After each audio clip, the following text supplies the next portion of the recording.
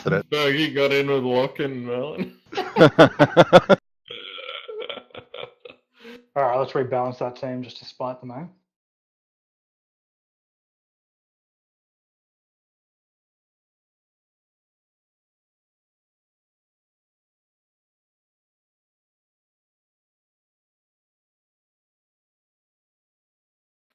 Alright, we'll take 3 and 4.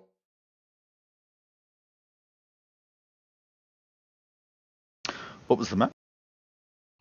Battlefield. of Eternity.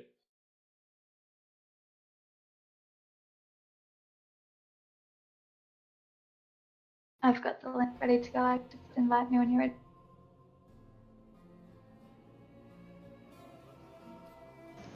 Custom game.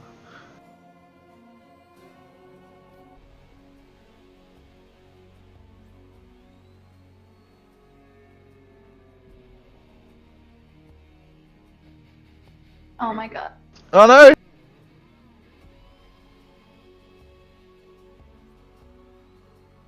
Oh, I like your top tonight. Oh, thanks. Hello, Megan. Come to check out an Unreal Aussie stream.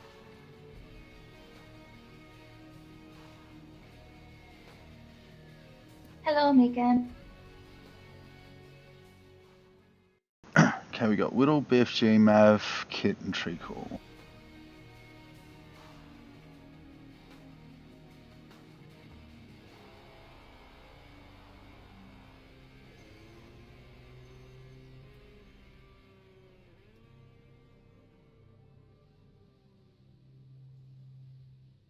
So Team 1, Whittle, BFG, Mav, Kit, Treacle. Team 2, Merlin, Loke, Faggy, Flog, Mischief. Okay, we're missing Merlin. Where is she? Merlin? Oh, she's not logged in.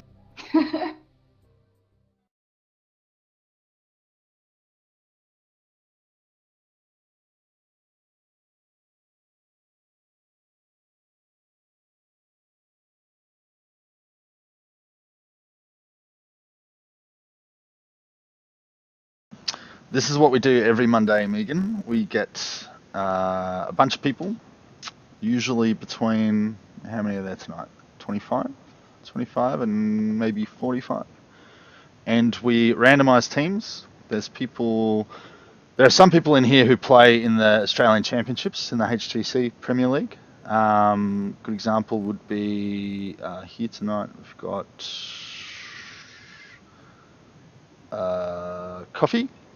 We've got.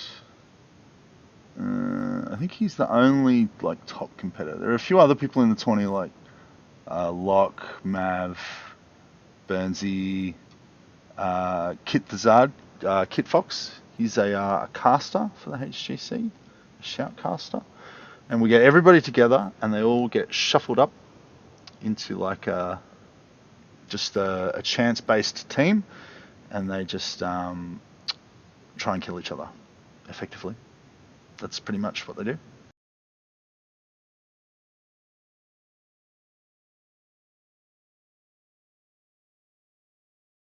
Oh, I've lost my cast. Mav and there you are. Faggy for captains. Mav and Fergie, cool, thanks. See you on Twitch.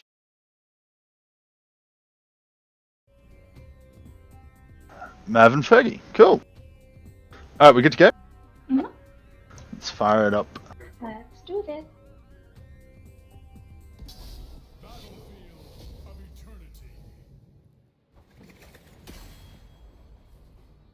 I can see why that looks like an avocado, actually. It is a happy little bean.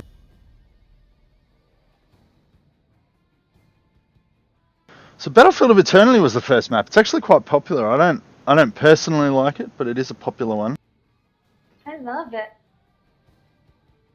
Oh, we have a Fenner in the chat. Fen. Just waking up, I presume. I think it's pretty early in the morning where you live.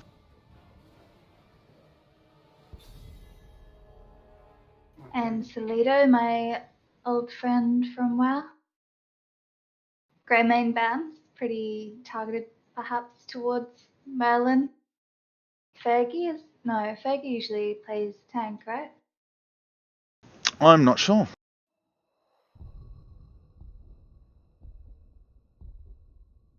Fergie, yeah, I think he plays tank on Eggplant. Will we see Mav bringing out the Thrall? That's Oh, definitely respect something ban. at Kit. Yeah, he's very good on the Kel'Thuzad. So much damage. Wouldn't mind seeing a Diablo. He's always really good on this map. His charge, so handy, especially over those immortals. Many walls to throw people onto. I dare say we'll almost certainly see an Artenis. Hanzo, of course, for Mav. Loves his Hanzo.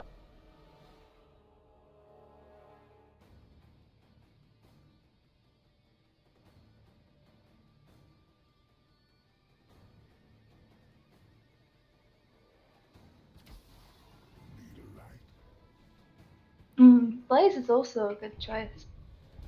Yeah, Locke plays a pretty mean Blaze as well. Navarone Ooh. apparently comes here for Agamemnon's face cam, which I don't blame him for. Let's be honest. Hold on, he's asking where it is. I'll just put it up just for a sec, but it will block some of that. There you go. There you go. Have a good. He couldn't wait like 5 minutes Have a good look. for the glory. No. Shimada brothers going up against each other. The Genji and Blaze good. Bunker can save Genji if he overextends a bit. He can just fall back, bunker up, get a bit of armor, and go right back in. Yeah, absolutely.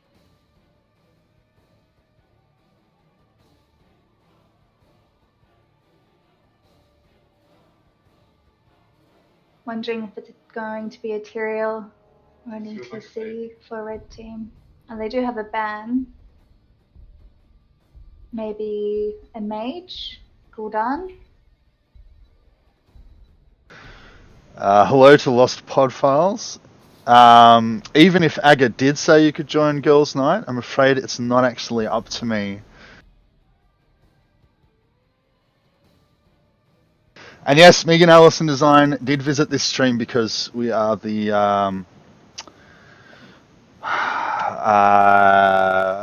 cooler stream. Nah, see, that's not fair because that's saying you're not cool, which you are. No one who's cool says they're cool, like, come on.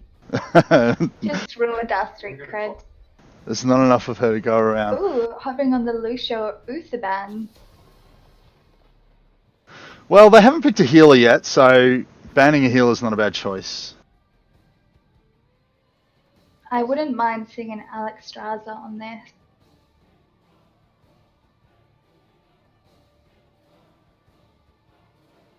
Even a Stukov? Oh, also, Megan, is this what you were talking about with the multiple cameras? This sort of setup? You would have seen it before, and you will see it again in another minute. I would love to see you in a dress, Navarone. It's not just Ag. We would all love to see Navarone in a dress, let's be honest. Hey, Coffee.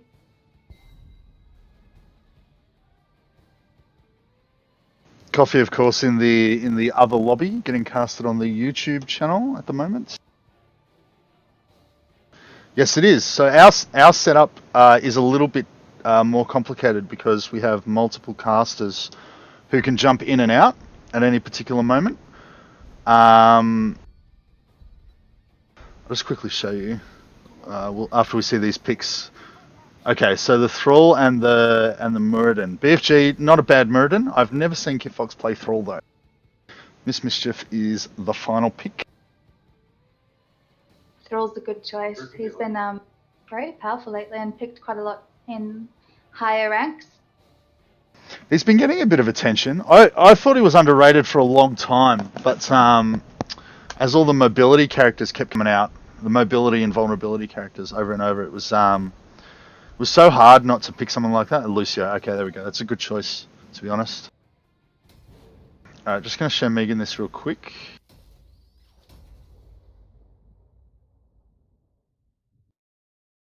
Okay, so you'll see Ardra in the bottom right. And Mischief, who is on the red team playing the Lucio. Nah, she's turned her camera off. Okay. unlucky. But the point of the exercise is that we can turn them on and off as it goes along. But to set that sort of multi-camera on-off thing up requires an additional server, and that's a bit more complicated. But if you just want to do it with one other person, then Skype is usually the easiest and fastest way to do it. The drawback is that it often messes with people's audio, but you can just sort of Google how to stop Skype messing with my audio, and you should be able to get around it. How are you liking these teams, Zach? I quite like both compositions. You know what? They're not bad. Genji on the Merlin. Merlin hasn't been playing much the past few weeks, but she was pretty much maining Genji before she took a break. Loke is phenomenal on Blaze. I haven't seen Kit Fox on Thrall, so I think that's sort of where the doubt is going to be sort of maintained or eliminated. Look, if you can't get the roots on Kel'Thuzad, a root on Thrall is just as good, and I'm sure he's just as lethal with it on Thrall as he is with Kel'Thuzad. Hopefully, for his team's sake, yeah. They have quite a bit of CC. If they can focus that on the Genji or the Li Ming or even the Lucio, even with that speed boost, they should be able to lock them down long enough to get a kill. Just want to agree with Lost Pod Files on the kitty cam for the Megan Allison stream. She usually has one of her cats in the background, sitting on one of those little stools. We need like a separate kitty cam on top of that, which we can also help you set up. Oh, they're engaging. Not a lot of damage going out straight off the bat. Miss Mischief is going to keep everyone nice and healthy if they can't get the burst out onto the red team. Kit Fox goes for the root on ETC, but a little bit too much health to go down. Genji goes for the dive on Thrall, but can't quite finish him off. Sonya left on her own at the moment, so she'll be able to do quite a bit of damage to those top towers. Blaze is going up. That's a pretty good matchup. They both have a lot of sustain in lane.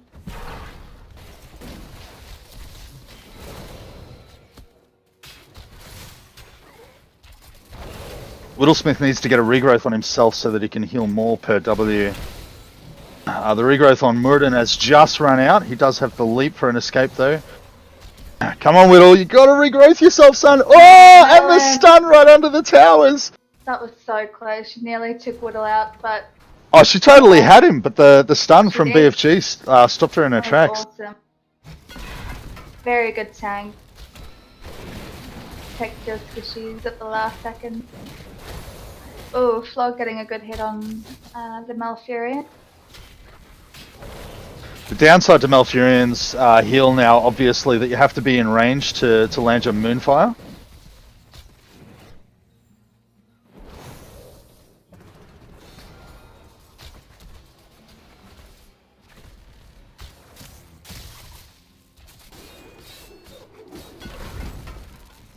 Yeah, there's not much happening up top. They're both just... It's a bit of a stalemate, that matchup. Sonya can try and get the bottom tower if Blaze does use a lot of his mana to clear the minion waves, but I mean, he's still nearly totally full. He knows what he's doing. Locke knows exactly what he's doing with Blaze. Yeah. I mean, Sonya should have the upper hand, but Blaze is doing well. Usual spec, yes, it is a bunch of friends. Anyone's allowed to play though. We get randoms, we've got competitive players, we've got bronze players, we've got unranked players and newbies, and they all get together and you get randomized teams. So everyone just gets mashed up together and let loose.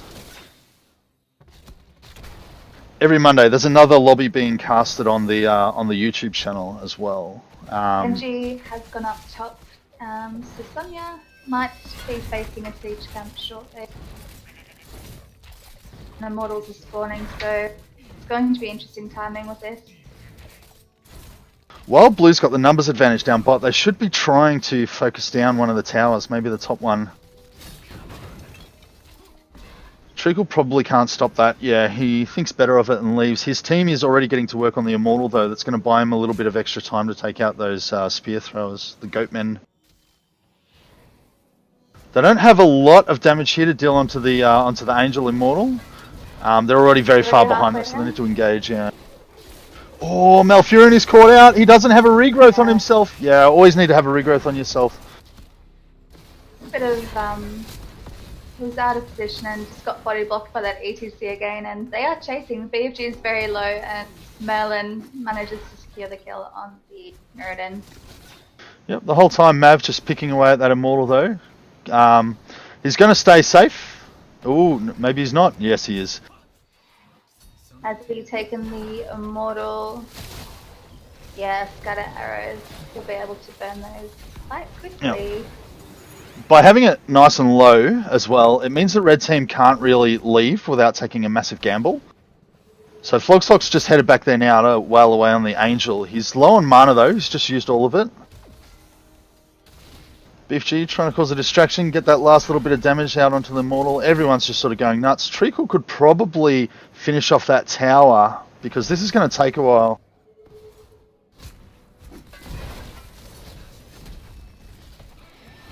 I dare say Red Team's pretty much guaranteed to get this. They might cop another death first though. Oh, Treacle. Oh, he could have finished it off there. The scatter arrow will do it though. Leap out, but the Immortal stun just got him, clipped him on the back leg as he was escaping. Yeah.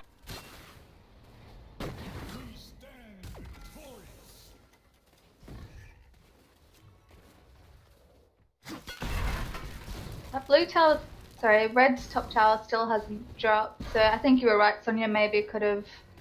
Might have been able to just finish it off there. I mean, it's pretty close to dead now. The Immortal will take it out straight away. Yes, usual suspect. You can join. We are actually in the US region in Australia, but our server is located in different locations. So we would have low ping and you would have terrible ping. Welcome to our games. Historically speaking, we usually have to put up with pretty terrible ping, but these days it's a bit better. Usually games have got service here. That Immortal doing a little bit of damage. It's even numbers up there. Blue team can afford to engage if they want to, but the Immortal's going to go down now. It's not going to be able to absorb any more hits. They get the grab on the Malfurion. Yeah. Yeah. Especially with the Lucio, as soon as you're forced to retreat, there's no way you're getting away from a Lucio Genji combo. No, it's pretty solid. Ooh, the stun's nearly enough to lock her down. BFG leaped in to try and secure a kill, but I was a bit worried there. As soon as Mirrodin uses that aggressively, you know they have no escape, so it provides them with an opportunity. What state are you in, usual suspect?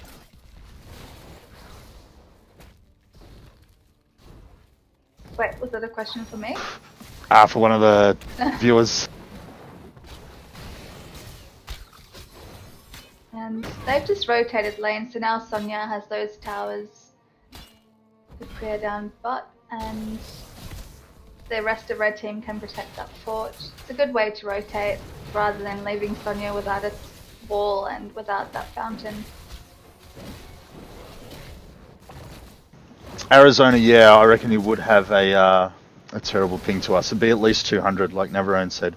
I think if you were in, maybe if you're in California, you might be able to get under 140, but Arizona, probably not.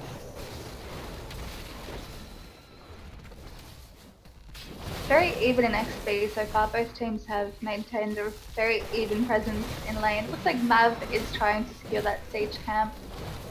Red team got this before the last Immortal fight, which gave them a slight advantage, but this will actually be very good for blue team. Yep, gonna run down and get their summoner as well. Kit Fox actually had a very nice interrupt there. BFG was in a little bit of danger. His leap was on cooldown, but Kit Fox ran in with the stun and the damage to keep him safe. So the red summoners are on their way. They should be able to take out that the spear throwers. Fight's going to happen around the Immortal again. Usually to the advantage of the defenders. BFG gets away nicely. They needed a tiny bit of experience and they would have had that mosh and... yeah. Okay, so red's immediately gone to defend, but blue team are taking their camp there. It's a pretty smart play. Got 10, so red team needs to... Oh, no, red's got their 10. The mosh pit has been missed, but a nice knock of Lucio back into it to secure. Well, they got the kill on. Ouch. Ooh, Malfurion and the Muradin. sorry, the knock wasn't on Lucio; it was on Malfurion.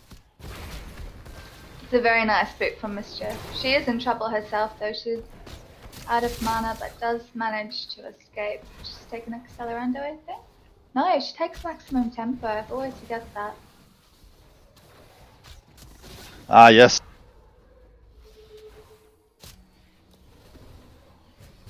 Got to get one more kill to complete that quest.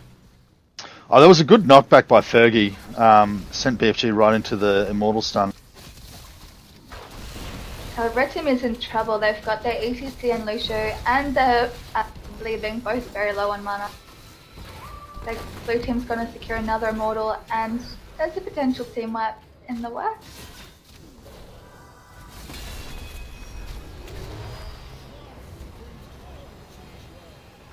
I think really just the sort of split attack and defend Very nice just didn't from quite the work. troll onto Yeah. the ETC. Good backup from Flogsock though, scaring everybody away.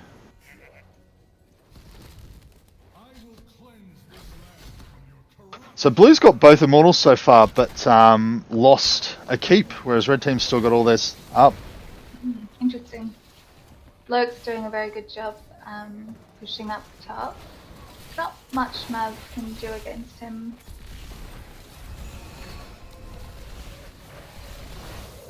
Got that summoner, which he is focusing down, because that'll drop shortly, but Bloke does get a tower.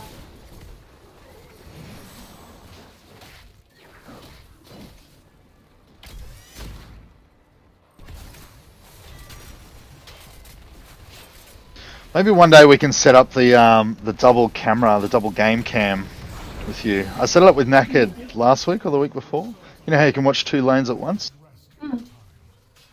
What was the code word? Meanwhile. Yeah. Meanwhile at top.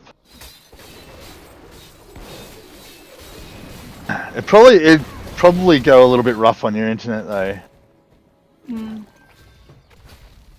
Blue team should be able to take this top fort. It looks like only Blaze going up to defend against that, but the rest of his team should be able to do quite a lot of damage. Mav is in a lot of danger. Ooh. Merlin gets the kill. Very nice. You're never safe when there's a Genji around. No, you have to be very, very mindful of that. Even maybe use your ulti to stun her when she leaps over. Just because if she gets the kill, then she also gets the escape via the cooldown reset. Oh, Fergie taking a lot of damage. He should go down here.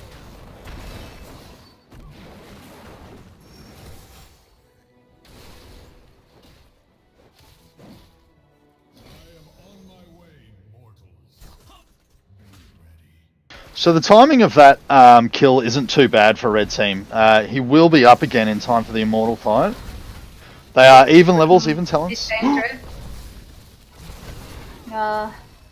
Oh, the Dragon Blade. Yeah, Treacle did get that bottom siege camp, but they lost their Malfurion and the Muradin again. They keep losing those two before the Immortals, but they've still managed to secure the Immortals. It's just, I think with the Hanzo, they have a lot more damage on that. It's a bit harder for Red Team to burn theirs down.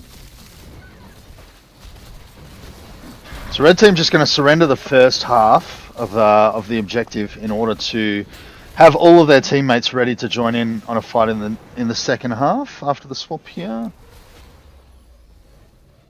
Okay. Okay. Red Team's really going to want this. It'll be their first Immortal. Blue Team is going to be there in time, but they're splitting. They're splitting. Should see a Sonya ult any second now. Blaze Bunker goes down. Oh, But they no. need to use it at the moment, but They let him take it. They let him take it. first Immortal for Red Team should cause quite a bit of havoc down bot. There's no towers or walls, so that fort should go down and maybe a couple of towers as well.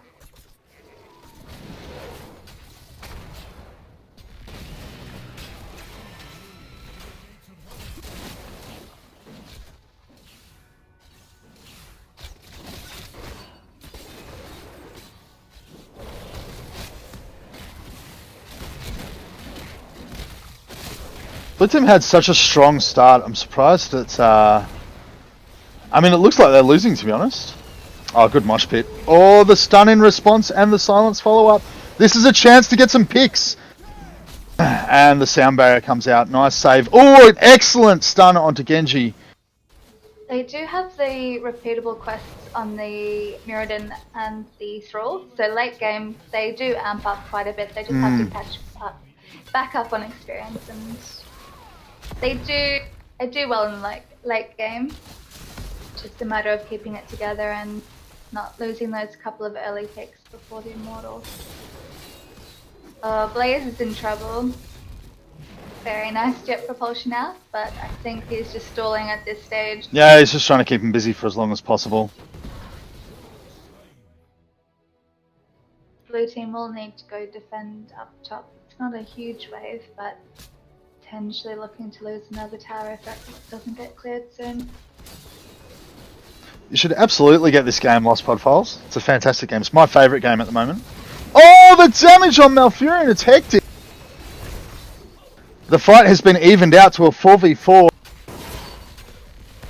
Kid Fox looks like he was calling for the abandon, but the team's not going for it. Stunya and Hanzo Excellent stun, yeah. secure that kill on the Genji. She's being very brave, Merlin, but it just takes one stun and that bit of damage from the Hanzo and very Oh, nice Kid hit. Fox with the kill! Oh, no lightning! Oh, Lightning man. is on cooldown. Very close.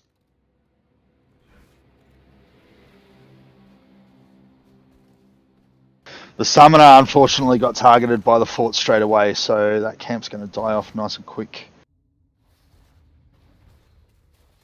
That fort has been there since the early game, very low and unprotected.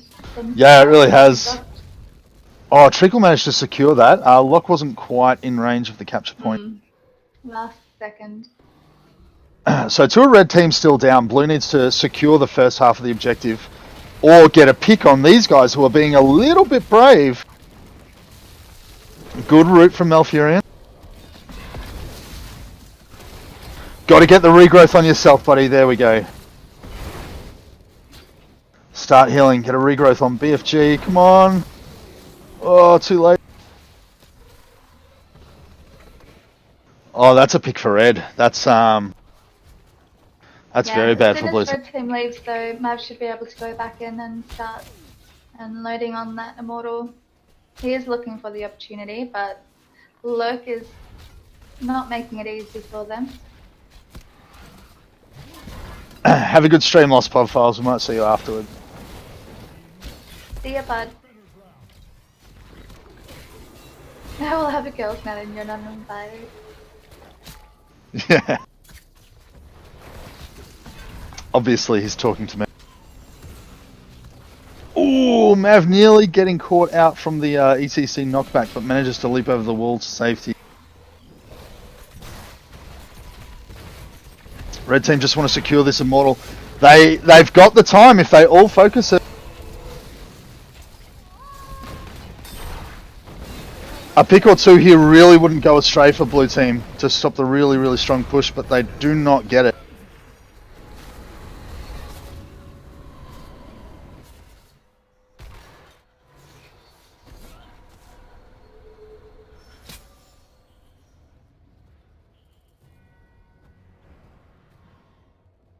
Still very even. I mean, blue team can definitely still make a comeback.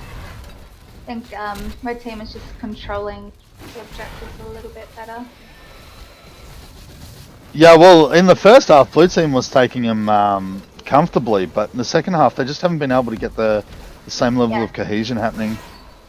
They definitely have more damage on it. It's just they're getting those picks on blue team, and I'm very impressed with Loaf. He's been rotating top and bot quite well, so even when his team's pushing a separate lane. Nice pick on Thrall. It was a good mosh pit. It was a good silence in response from Whittlesmith, but it was a little bit too late. Red team jumped on that damage opportunity really, really quickly. This looks like this is going to be GG. That Immortal should be able to take it.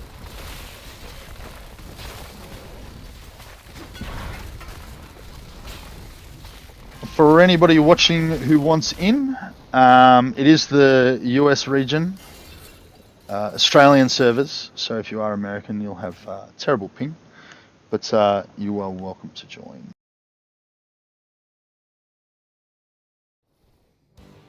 What a game. All right, let's talk about MVP. I'm thinking Locke. I'm thinking Locke as well. Yeah, he was pretty good. Yeah, it was awesome. Even just defending the Immortal, and like I said, the soak that he had on lanes, just put a lot of pressure on them, and I just denied them the damage that they did have on Immortal, which allowed Red Team to secure the last couple, which ultimately won it for them. So The bunker play was solid. I mean, he used it when he was gonna die. He used it to make his death take 25 seconds instead of just 2 seconds. When he was early game before he had the bunker, he was pretty careful to make sure that he looked at the different lanes and how they were pushing. And he always made sure his team got experience, didn't miss out on too much experience. Always made sure that he defended if someone was solo pushing. He played the early game Blaze very, very well. And it didn't help his team win team fights, which I think is why they lost the objectives early. But it kept his team's XP up there with the blue team. Even though blue team was winning early game, red team was not behind in XP. They were only behind in objective captures. no, And good. they didn't really manage to capitalize on the objective captures. So I think Blaze Locke played very well, like sort of playing out that early game with his inherent ability as that character with the solo laning. But then when it came into the second half of the game, after everyone had their ultis, they became much more team oriented, team fight oriented, Yeah. and he was extraordinarily valuable in that. Solo lane Blaze, very good to see. But there were some really amazing routes from the Thrall and Malfurion as well. The good boots from Mischief and Halusho. Even when ETC missed the mosh, you just boot them right back into That's it. right. Yeah. That was a good, definitely an honourable mention there. I think there's an honourable mention for a couple of the kills from Merlin on Genji. She snagged Mav at one point, which was a very nice pick. Also a couple of honourable mentions for BFG, some very well timed stuns. So, would you like to give the good news, or would you like me to do it? Yeah, I'm happy to. Sure, let's do it.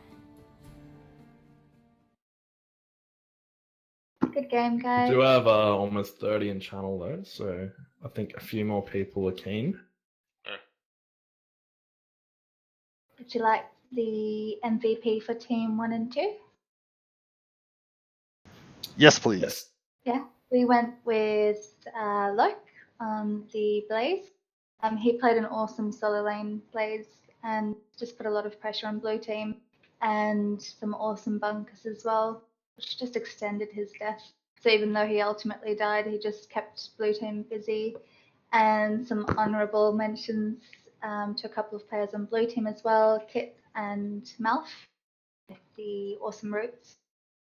BFG, very aggressive Murden, had some good stuns as well.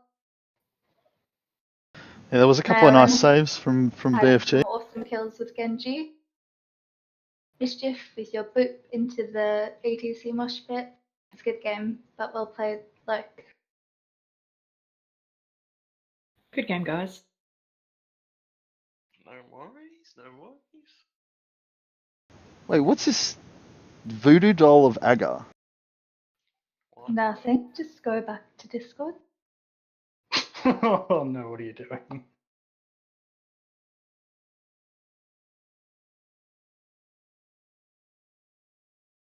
He's just restarting his laptop. Oh my god, Bouncy. We could probably add him and then start the Yeah, let's we'll do that. take it in Yeah, lobbies, let's I'll do do that. lobbies.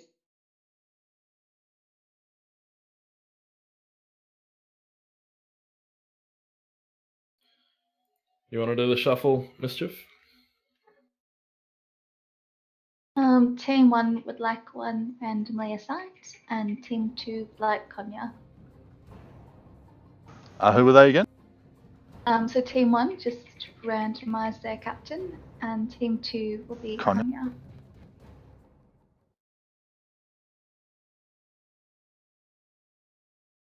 Okay, Willow, Burnsy, Nemo, Treacle. Willow, Burnsy, Nemo, Treacle, and Nitrosol. The other team is Glugs, and Thunder, Konya, Whittles, Winters. And Thunder, Konya, Whittles, Winters. Konya I need. Konya. Yeah, Connor's in my lobby. Oh, By mistake. Kick him. Kick yeah, him! he's team 2. You've got Superficial Team 3, Elite, Flog, Injo, and BFG. Team 4, Pal, Wool, Bounce and Art, Kit, and Feb. Can you put up another lobby invite for Bouncy? He's in game now. No, he's in. Oh, he's in? You got him? Yep. Alright, shall we do this? Just kick flays, Josh. Fire it up!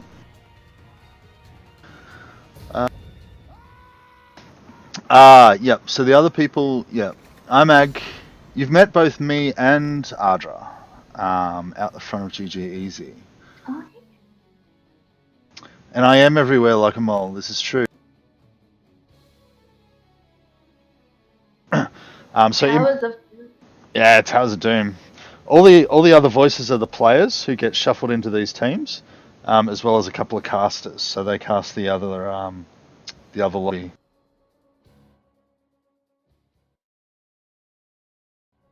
Daddy Konya with the band. Did you call him Dirty Konya? Daddy! Daddy Konya. Daddy Konya.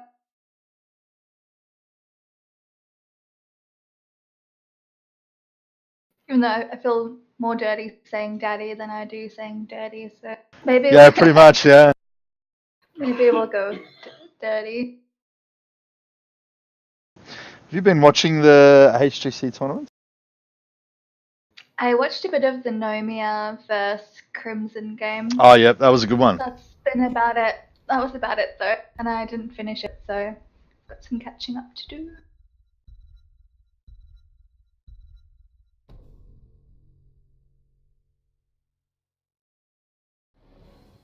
Blaze ban. Yeah, I remember the stubborn follow button.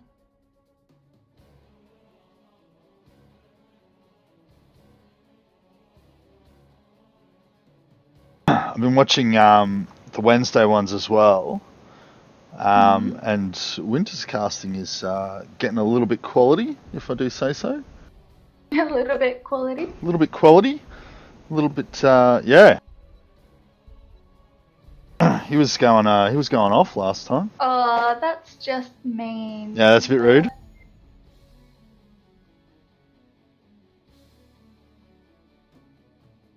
I don't think they can see that.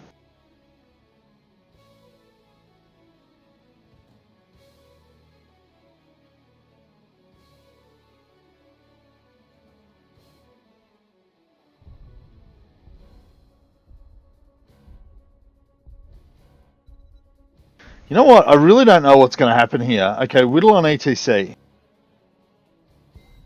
Interesting. I didn't think I've seen him play ETC. Burnsy surely with Alicia. Wait, is it Burnsy? Am I thinking of someone else? You will know shortly. Nitro has been playing a bit of my F. I don't think Benzie is their healer, is he? I think he will be. Treacle was Sonya last game. I think it's going to be Burnsy with Yeah, it won't be Nitro. Oh, Alarak. What do you think they got? Konya takes my F. The steal. So Nitro might take Leeming or Healthazard.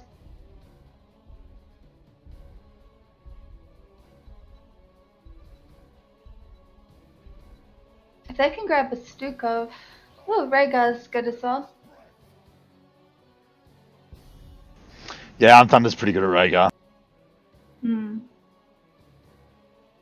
You have to have another healer if your right wing's typically banned, as it is with Thunder. Mm. Lost Podfiles is obsessed with Ladies' Night. Because it's ladies' night.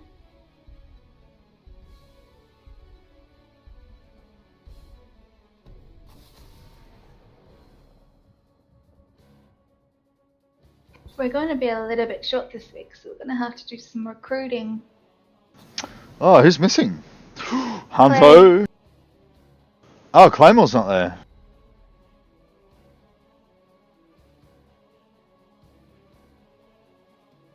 I double booked my Saturday as well. I'm an idiot.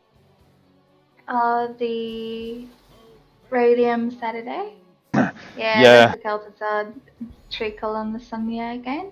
So Benzie shall be healing.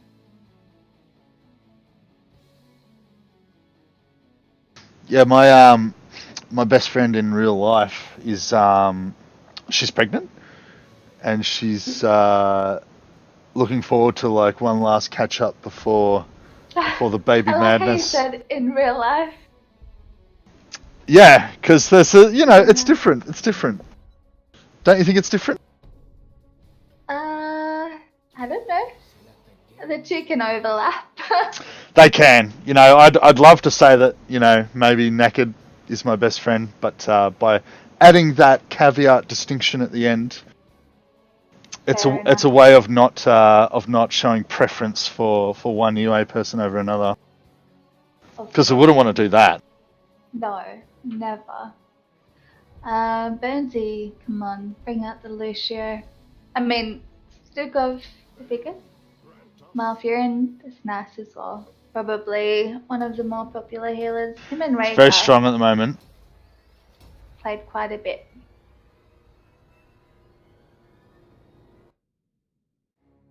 Medivh on Glex, so that'll be interesting.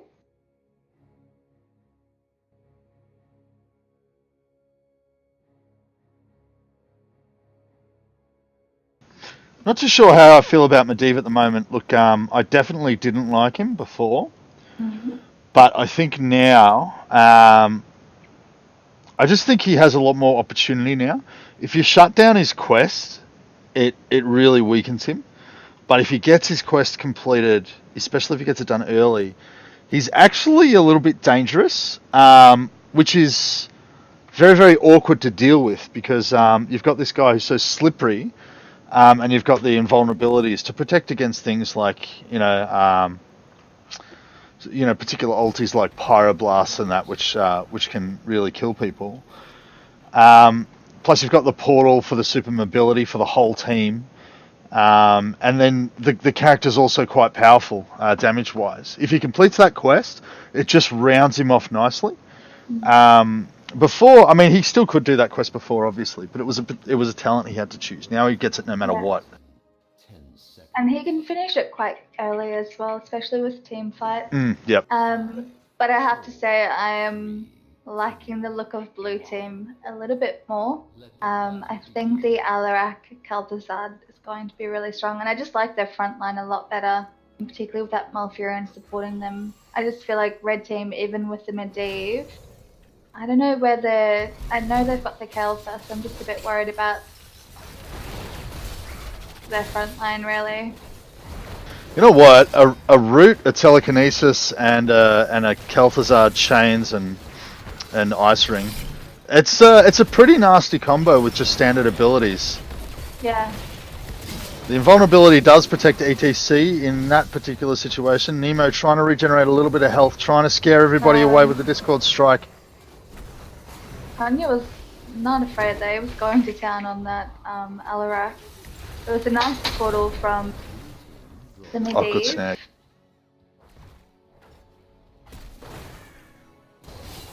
Kael'thas and Sonya up top. That's always interesting. Winters might be able to win this fight. The important thing with KT is that he does have that stun. So Treacle can sort of out-heal the damage that she cops as Sonya. but she has to do the spin to win on a whole minion wave. That stun, if it comes out at the right moment, it's going to interrupt that, and so Sonya's just going to constantly get worn down. Yeah. Right now, that's when he needs to do it. See how she's healing up? She's almost full health now. Burnsy going to town on the Maiev. Nitro and Willow grabbing a siege camp. Bit of an early advantage for them. Red team's not even looking at their camps just yet. Yeah, all the top master level teams love that early pumpkins. Oh, Nitro's Nitro's all in a bit of trouble. Oh, and the grabbing on Thunder. Ah. I was wondering if Medivh was going to use that to get to the Kel'Thuzad, but he used it as an escape instead, but unfortunately Thunder did drop. Those pumpkins are going to get through, I believe. Oh, Konya's there.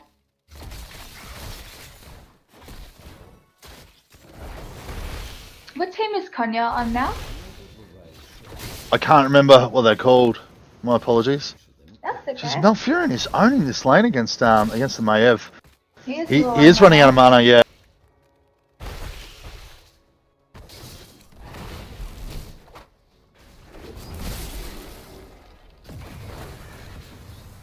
Yeah, Winters is punishing Treacle up top.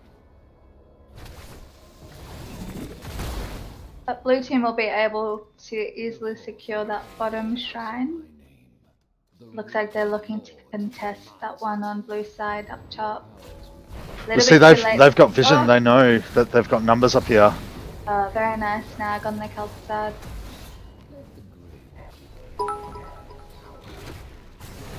Oh, cheers, Ashen. Thank you for the biddies. Oh, bit. Blue just going to give that. They are actually behind in XP as well as core damage now, so they definitely need to keep up the soaking here, otherwise they'll get too far behind. Ag will endeavour to provide some enlightenment. Yeah. What am I doing? You're explaining things to Ashen. He knows what's going on. He does. He's very clever. It's a very nice pick on the Malfurion. Yeah, good grab. The portal coming in very handy. Oh.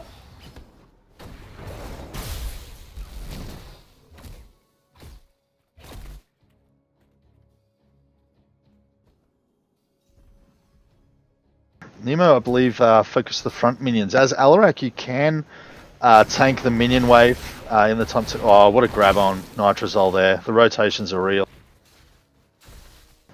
You can face a minion wave, but you need to focus the archers. They go down so much faster and they deal so much more damage, so you always want to get them first. Good interrupt there from Burnsy with the root on the Maiev. A silence would come in very handy right now. He must have it on cooldown or something. Yeah, he must have cast it and I didn't see. Treacle's struggling up top there. It's going to be... the well's just come up for him then. He is going up against a siege camp with altars activating, so he has left lane, so they're going to... Yeah, look at that tower for sure. Caleb's leaving as well.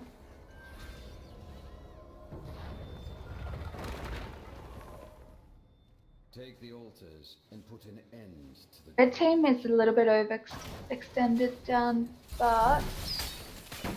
Oh, it's very interesting positioning. Blue team is converging on the ETC. He's just got a bit too much health though, doesn't he? Yeah, Matt Calthus is there, who's a big danger, unfortunately. A little bit split there.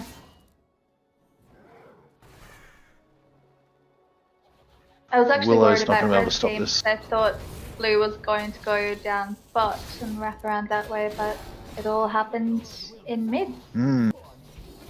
This realm is mine. Mine. So, blue team definitely can't afford any more level deficit here. Nitro's combos are quite devastating. It's very spot on with them, but if red team's 3 levels ahead, then the health difference is going to be just a little bit too great.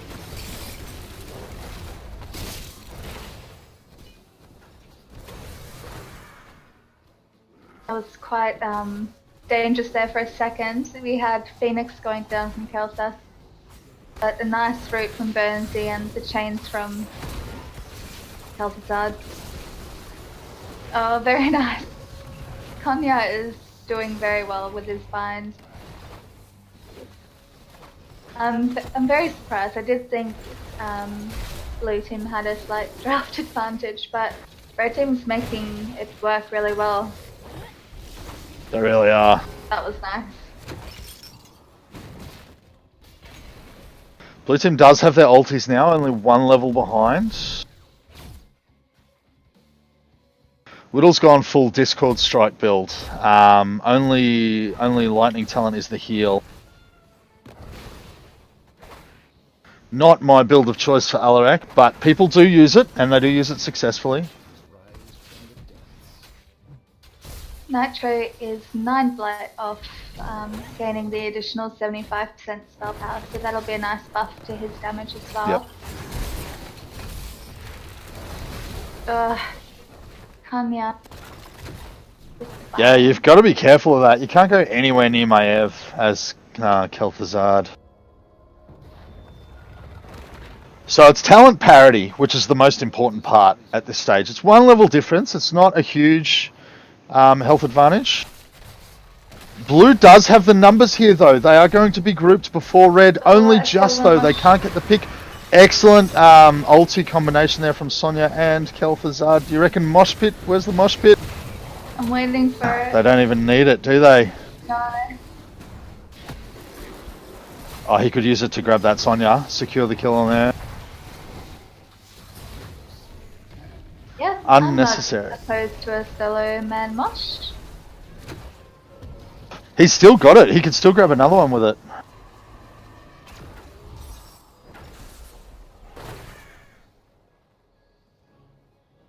Oh, Nitro's lucky that Konya didn't see him there. Instead opting to defend the objective capture. Oh, nice portal from Medivh. Getting Konya to safe. Ooh, there goes the mosh, but he doesn't have a lot of backup. Kal'Thas is there and manages to get the damage down on Malfurion and Kel'Thuzad, and they both drop. That was awesome timing in that mosh, actually. Yeah. Scattering their deaths as well, making sure that they don't just have to wait sort of for one respawn period. Sonya's trying to soak up a little bit of that experience up top, get them to level 13, but blue team is suffering in bottom lane currently. Cocoon on Maev, but Nema's going to drop for that bind, making sure he can't get away. Yeah, trick is to save the counter strike for when you get the bind on you, because it won't affect you while it's on you, but it will trigger it. Trickle might be able to take on Thunder down here, but he's got a lot of pressure from the ETC. Oh, the damage from Kel'Thuzad is starting to get a little bit real. Ancestral healing is back up, so Thunder will be able to top up the Kel'Thuzad. He doesn't have the mana. He doesn't have the mana. No!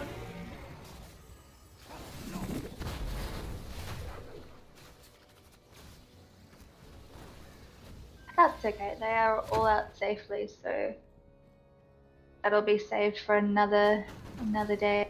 Nitro just checking out that siege camp, but red team is safely out. They're not going to risk being caught out when there's 2 shrines up top.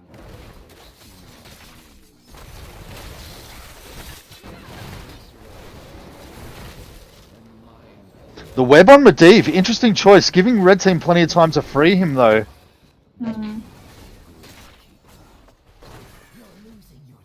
Maev is going in hard. Red team's come in to back her up. The damage goes down from Nitro's, although it is real. The Rhaegar goes down first. No heals for the red team. Blue team unfortunately splitting their targets. Not able to focus fire anyone in particular. Just sort of battling out. 2v2, 2v2. And the grab on Nitrozol. He's going to go down. Wow.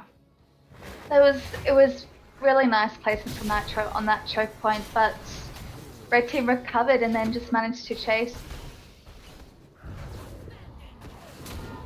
they don't die quickly, they come back with a vengeance. Yeah, you've got to, yeah, absolutely focus fire. Wait, like try and draw the invulnerability out from Medivh, and then just nail anyone you want. Ah, there Oh, we what go. a pick. He might be able to get another kill here on... No, Unthunder's there to back them up.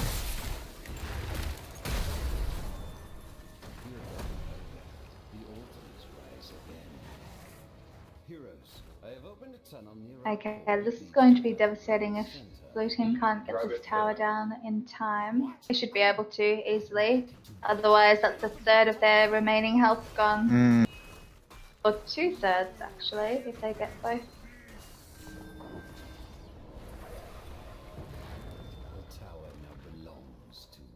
Okay, so red just wants to secure one. They're not even contesting the blue teams yet, and blue team is wasting a lot of time by not getting it themselves. Dave is in a bit of a trouble. She unfortunately went straight into that route. Sonya's going to chase her for a little while.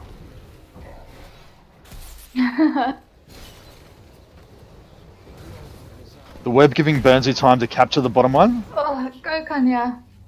Manages to escape with only a tiny little bit of health. Nitro now is being chased by the Indeed. Oh, Nem has done a fantastic job up there, stalling those two players for long enough for his team to react. They are now even levels after that. When you are behind and you get a nice good few kills, it really evens the score. Yeah. Steve, Going for the snag on Konya now. The teleport to get away. Has he got lightning? No. he's so slippery. Yeah. That's his second near-death escape in the last minute or so. Medivh does not have his stasis ulti ready to go, so he won't be able to steal this. We're just going to fight it out, try to get a pick. Couldn't quite get one.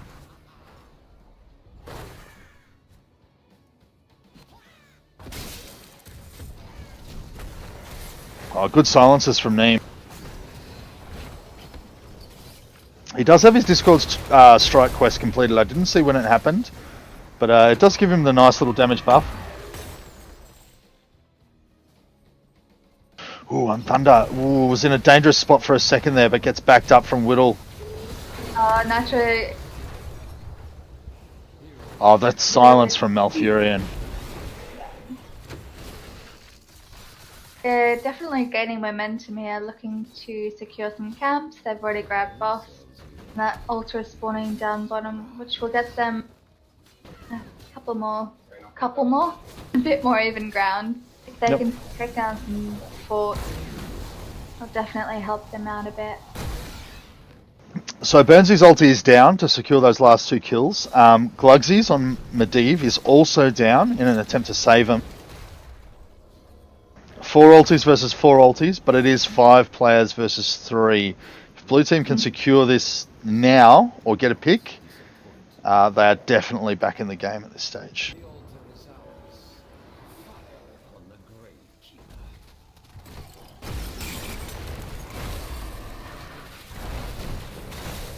Ugh, that's so devastating. Yeah, it's horrid. This tower will probably go down as well.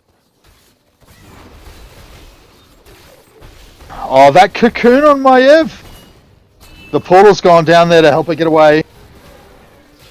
I don't think she was in danger, I just think they wanted to stop her sort of From defending them up so that tower, yeah. Or preventative, just in case red team tried to do something a little bit creative there. Not the longest cooldown either on the cocoon, is it? No. 60 seconds, yeah, it's not too bad. It is no Counter-Strike, that's for sure, but it's no mosh pit either.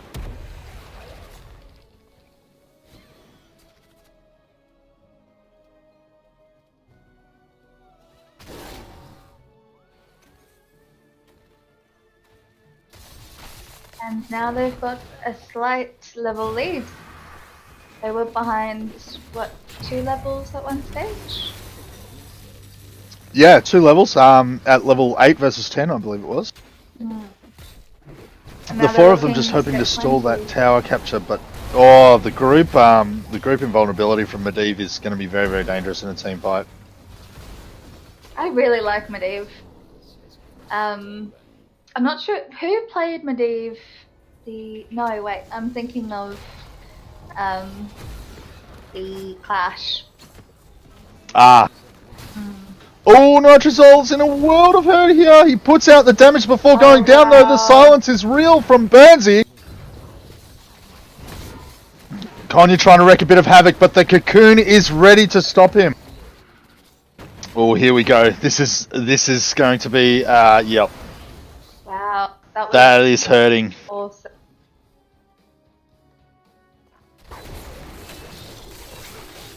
Get some more pumpkins happening.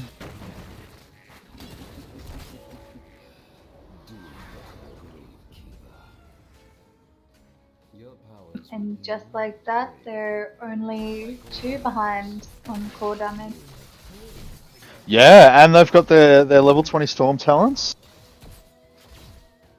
Let's have a look at what they've taken. Rewind on a new Brack, so he'll be able to get a couple more shields, a few more burrows, and those. Yeah, the powers stuns. out, which is so useful. Nitro's taken shifting mallet, so he can dash. Oh, and they forward. get the snag on Whittle.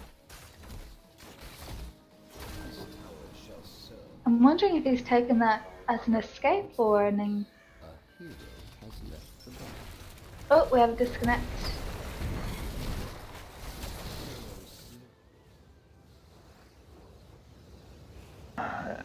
Disconnect, reconnect. He died in that brief moment, though. Yeah, we were a little bit late on the pause.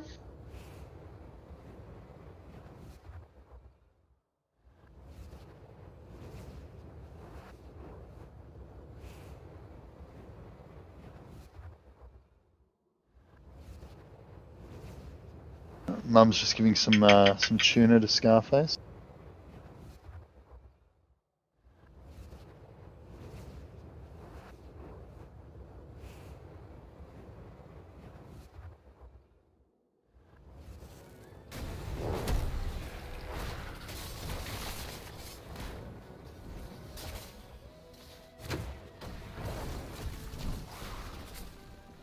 Come on, red team, you are definitely still in it.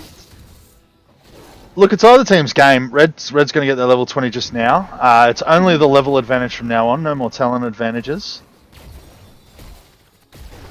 What do you think of the deadly charge on Alarak? For level 20, that's what I take.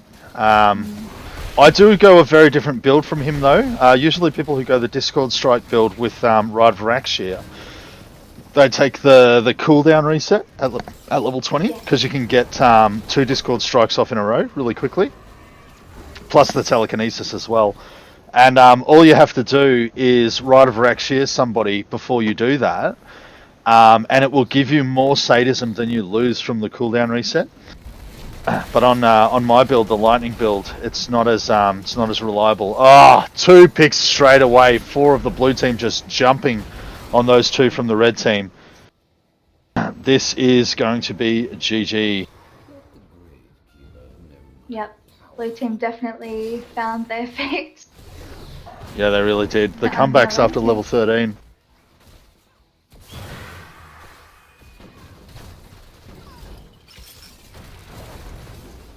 And the boss kill will secure the game for them. Yeah, and Nitro with that pick on KT as well means that there's really no interrupting it.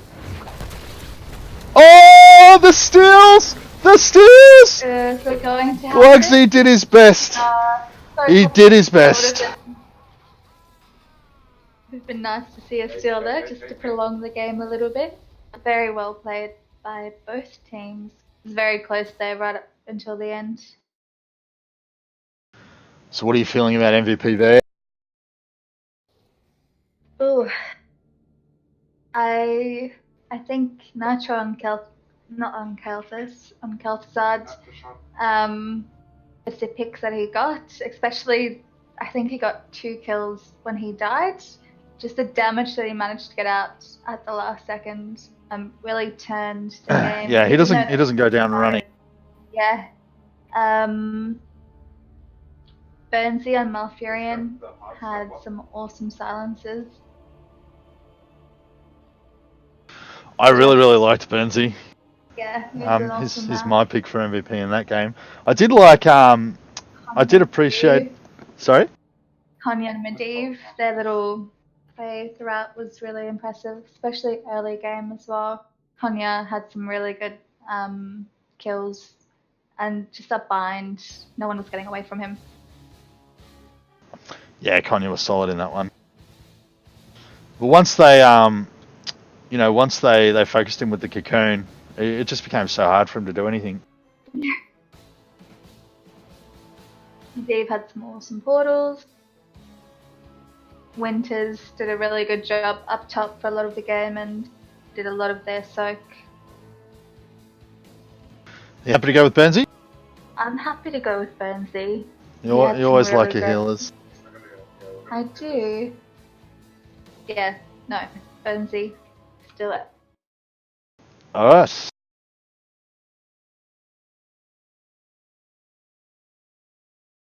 Good game, everybody.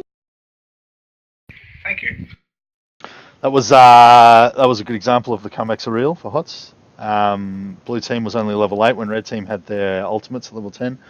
But once it sort of hit level 13, the damage spike from Kel'Thuzad sort of completing his quest and having his ulti plus level 13 talent all sort of happened in the space of 2 minutes, and it really gave them the ability to push back. Suffered a little bit from the Maiev at the start, was just walking all over Kel'Thuzad. Konya was playing a solid game, but once the Anubarak realised that Cocoon means he can't do shit, it was very, very hard for red team to keep their damage up in those team fights.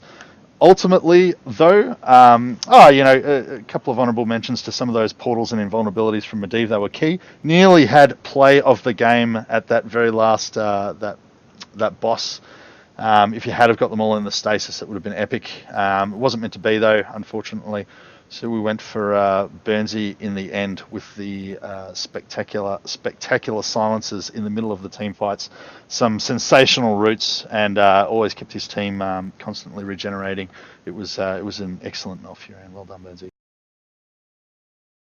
Good game. Well played. What team won? May as well give them He's 3-2. I started up my thing. Do you want that? Yeah, I'm you might wanna, I'm uh, already take looking team at your one. mischief. Oh, living the Just dream. quietly.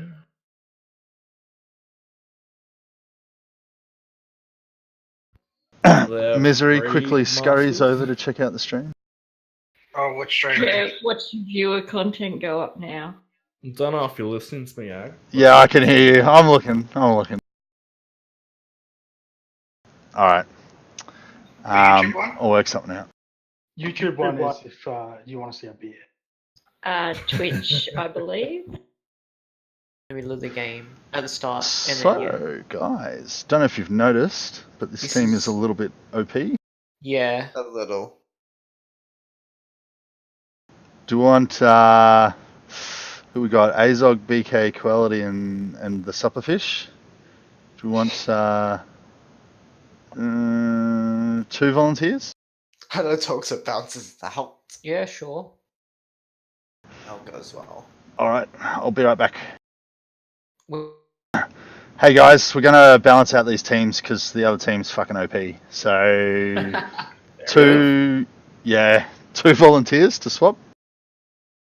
Just do random. Let's do random, yeah. Yeah, I'm easy. I'll leave you with one healer. So we'll take this guy, and we will take.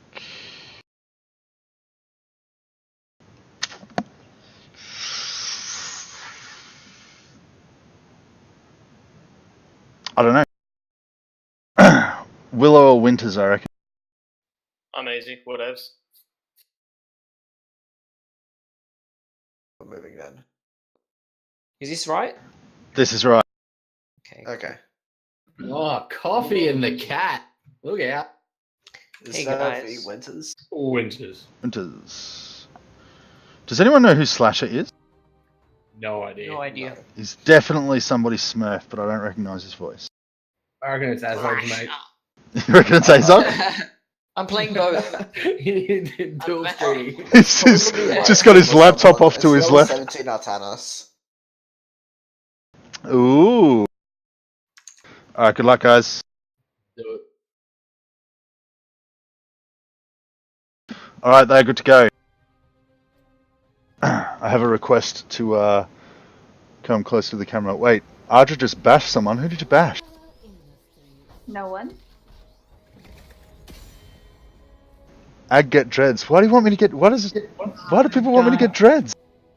I don't listen. I used to have really, really long hair. My hair went all the way down to my bum, and I'm 6 No feet tall. way.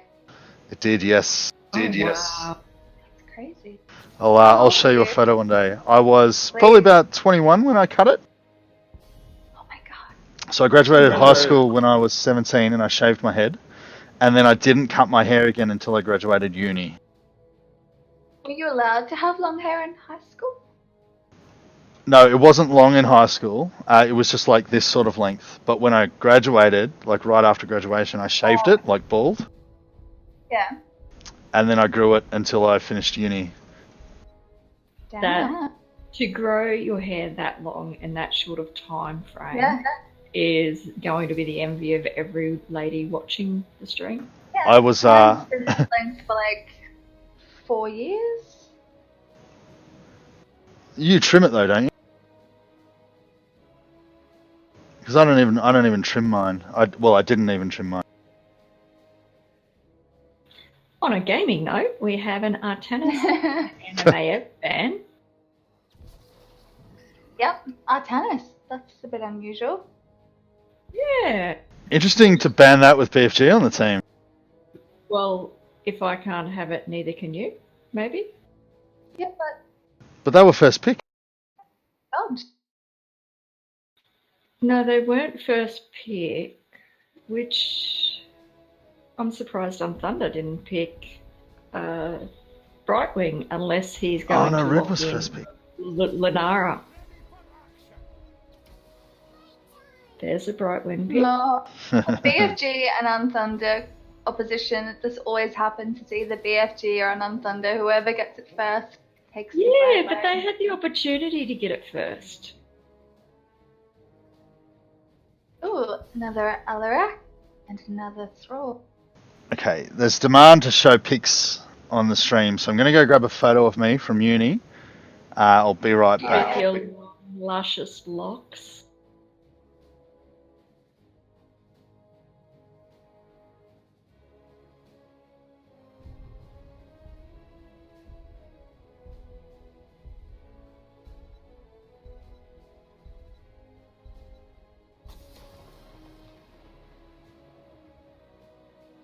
That is so mean.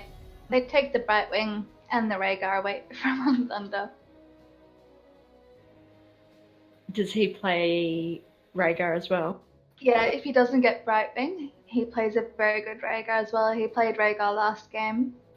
Oh, I've seen him play Lunara. He's really good at Lunara.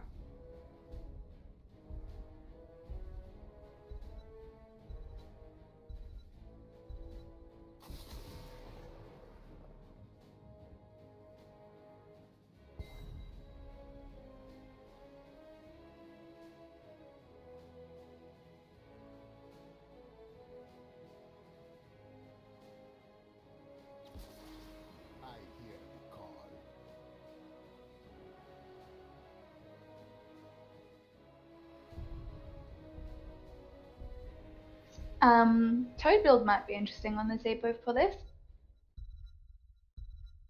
Even just on that objective, if you empower them, it takes up quite a bit of area.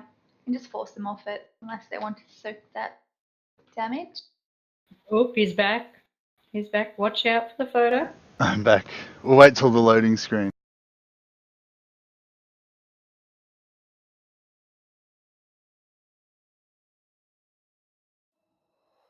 They've been very they've mean to taken the Unthunder. Lunara as well. That's Does so. he have They've taken the Brightwing, banned the Rhaegar, and taken the Lunara. Oh wow. Mm.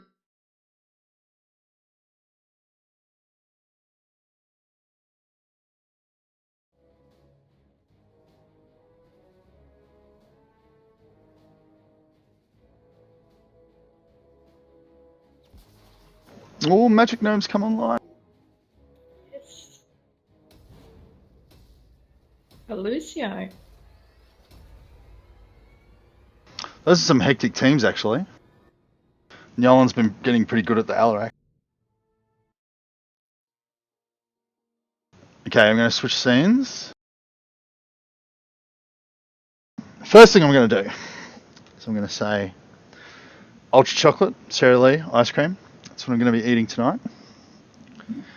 Because you know how much I love ice cream. Ice cream. Alright, it's not the best photo of my hair, but it is a photo of my hair. And I don't know how well you can see it, but that is me.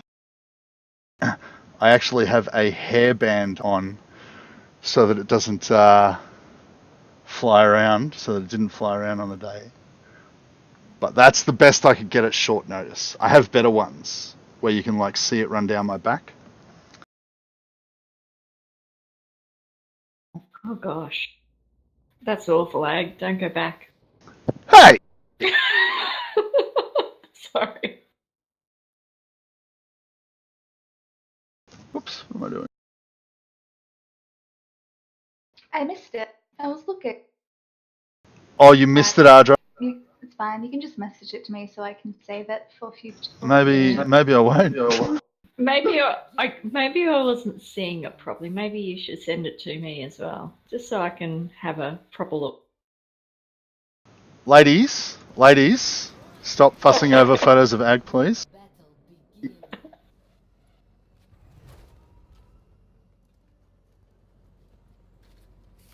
Everyone's going mid. Classic Monday Madness start to a match.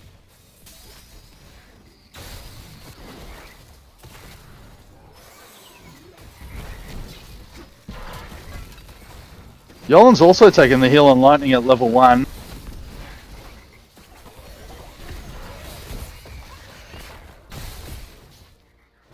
Such a big lane. No real damage coming out here. To be honest, they're not big damage teams. They're quite... I mean, blue team's quite tanky. They've both got the area heal over time.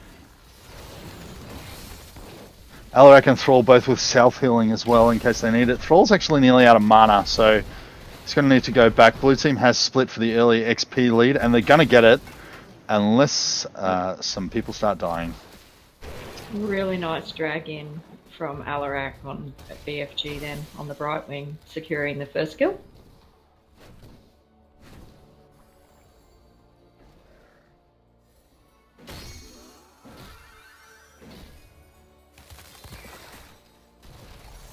It's been a little bit of a hectic start.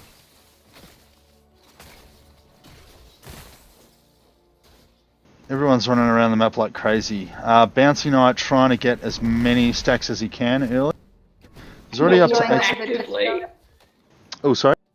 Not actively, he's just sitting on his mount. I'll soak it. Yeah, he doesn't want to go out too far. That was the thing, he was sitting right beside Asmodan, but he just had no thought that he'd be a threat. I do it sometimes, especially on Artanis. Early levels, you can't really kill people easily, so sometimes I just sit there. Sometimes I dance as well, which is a little bit rude, but I do it. Dancing isn't rude. It brings happiness to all that witness Nah. it. We need to go for a little dance with eyebrows soon. I think I'm too old for it. You guys are still young. I'm like 10 years older than you guys. No, like, not clubbing. But anyway, back to the game.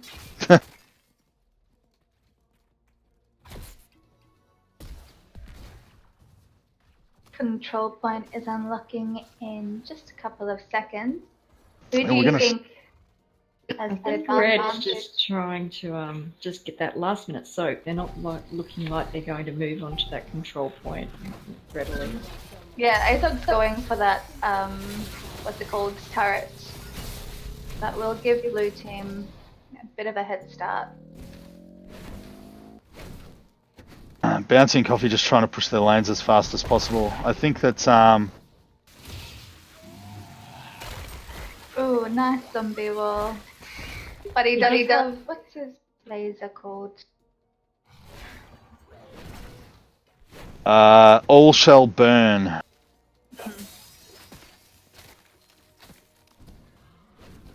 I think in the team fight, if they were fighting on the objective, Nazebo would have the advantage with his team. Yeah, especially with spiders. I mean, He's toys. gone frogs, hasn't he? Yeah, it's gone frogs. That's what I meant. So far, it's the Because same build I eventually take. He'll get a huge spread on it, and it just can do quite a bit of damage. Oh wow.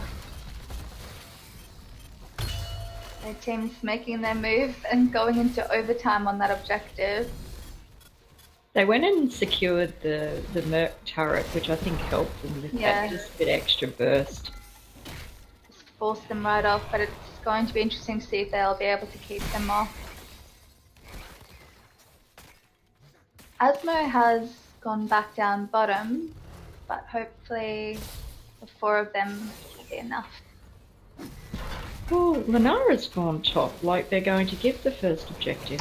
They're a talent down. I think they want to just grab that level 7 before they engage on the point again. They've got time, definitely. Yeah, the turret just timed out as well, so now the turret's gone. Look, Bouncy on 51 stacks at the 5-minute mark is pretty solid. Yeah, he's a third of the way there. Ooh, nice Yeah, catch. Brightling out got of caught. Ooh, Everyone on red that team getting zombie so wall. low. Will the poison take them down between that Nazebo and Lunara? Oh my They are god. all so low.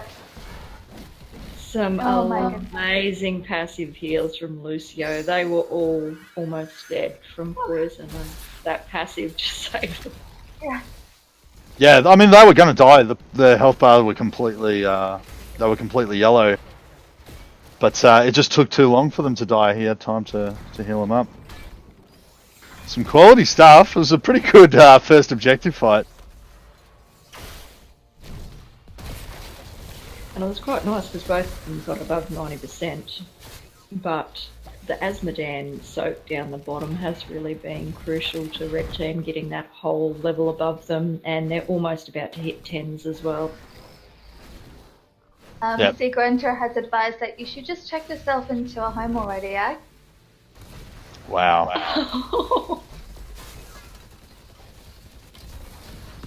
I love Ashen's quote. Put it on the forum, Ashen. Put it on the forum. We'll be voting on these quotes before the next packs.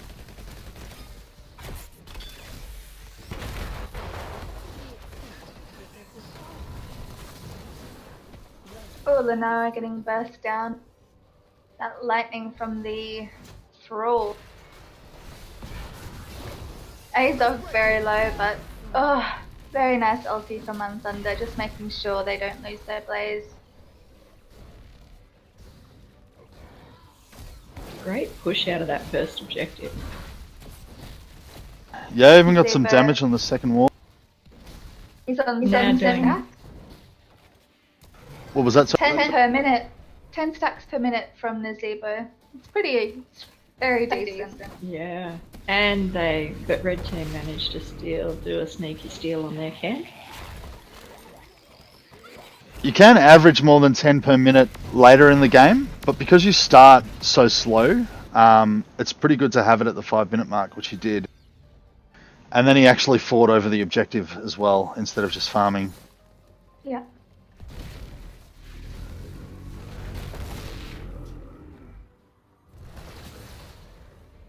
So Red's got that healing totem ready to go when they need it. Alarak's hiding in the bush, ready to use his up. Oh, he's got that Nazebo, surely. Spider's doing decent damage. It's the Even frogs. though He hit him has with 5 of them. built Yeah, it was spiders first and then he went frogs after. Just spamming those. He took the hugeness as well. I normally take the zombie wall just to get some extra vile ritual stacks, voodoo ritual stacks. You But he's want the gone. big frog. Yeah, he's gone for the big frogs, the mega damage.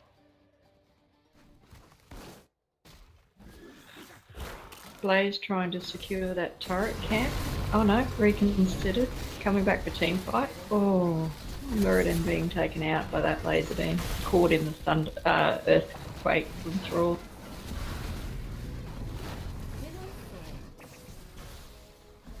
Well, the That animation bunker of takes the that fort. move rack being thrown. Yeah. Yeah, it just kind of done this tumble in the air. Sorry, what were you saying? The keep was actually shooting Alarak, but as soon as Azog put the bunker down, it stops and it starts shooting the bunker instead. It's so strong. Because you can just dive under a tower like that and not be afraid of taking the hits. The book on the zombie wall is so Yeah, good. it's good. Yolan's very low to that poison, but Thunder's sticking with him, making sure he does not... Oh! Did he get hit by a toad just then? No. I dare say, I was going to say Healing Totem would come in handy right now, but they don't need it. Who has a healing totem? Azog's carrying one. Oh, I was like, wait, Brightwing and Lucio don't have a totem. Lucio That can is put bad. down a boom box, but I don't Yeah. think he took that skill, did he? No.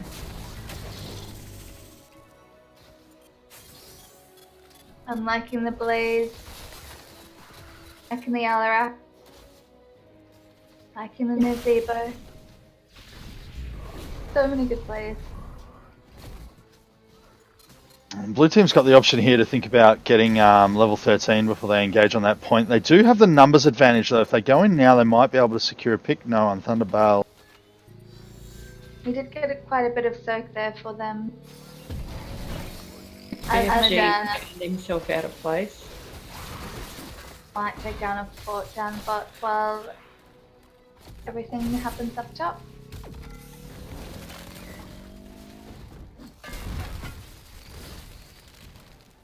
He reconsidered. He's got the shields down. The minions are working on that bottom fort, so he Oh, Linara. Rooted and pulled Just a bit by too the close. Alarak, yeah. It's a very nice combo, the Thrall and Alarak. Stun him, he... What's him called? Telekinesis. Yeah. And the earthquake around that bunker too. Oh, that Alarak's making some amazing plays. yeah, he's hitting them hard.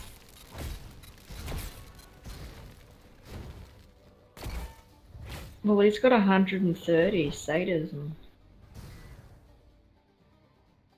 So he does.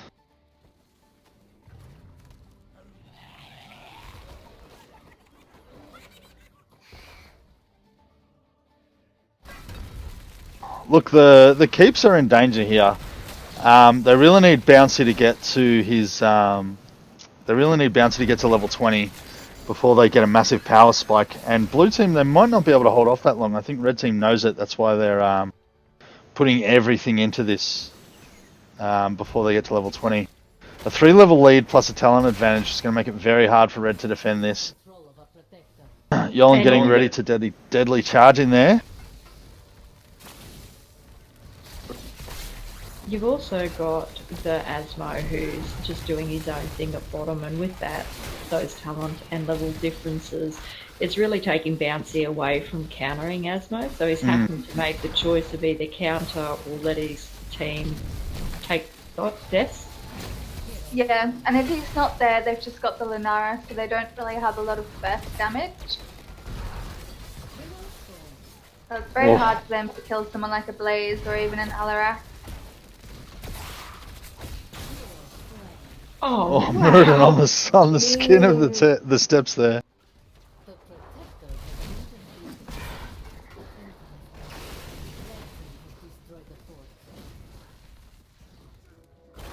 Reckon they'll just end it.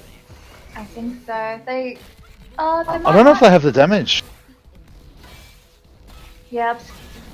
Dylan's taking all that damage. No one's taking off him just Oh, if they yet. get this pick though. Wow. Very close.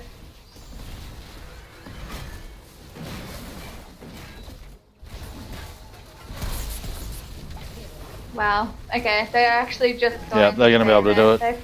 They've got 2 globes behind them if need be. And they're getting picked. Yeah. He's happy down, but he's doing his thing. And now he's just going to come up and laser the last little bit of health on the core. That was. Oh, so look at that body block. entertaining. That bunker is They're going to draw it out. It's not even trying to end. Nah, they're not going to. They're walking away. Cheeky buggers.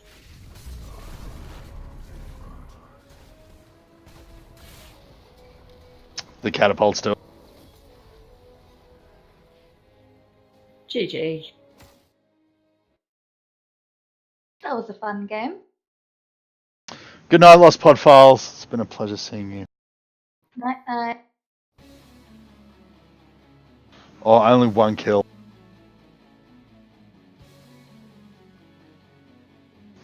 What are we thinking for MVP there? I like Dalarak.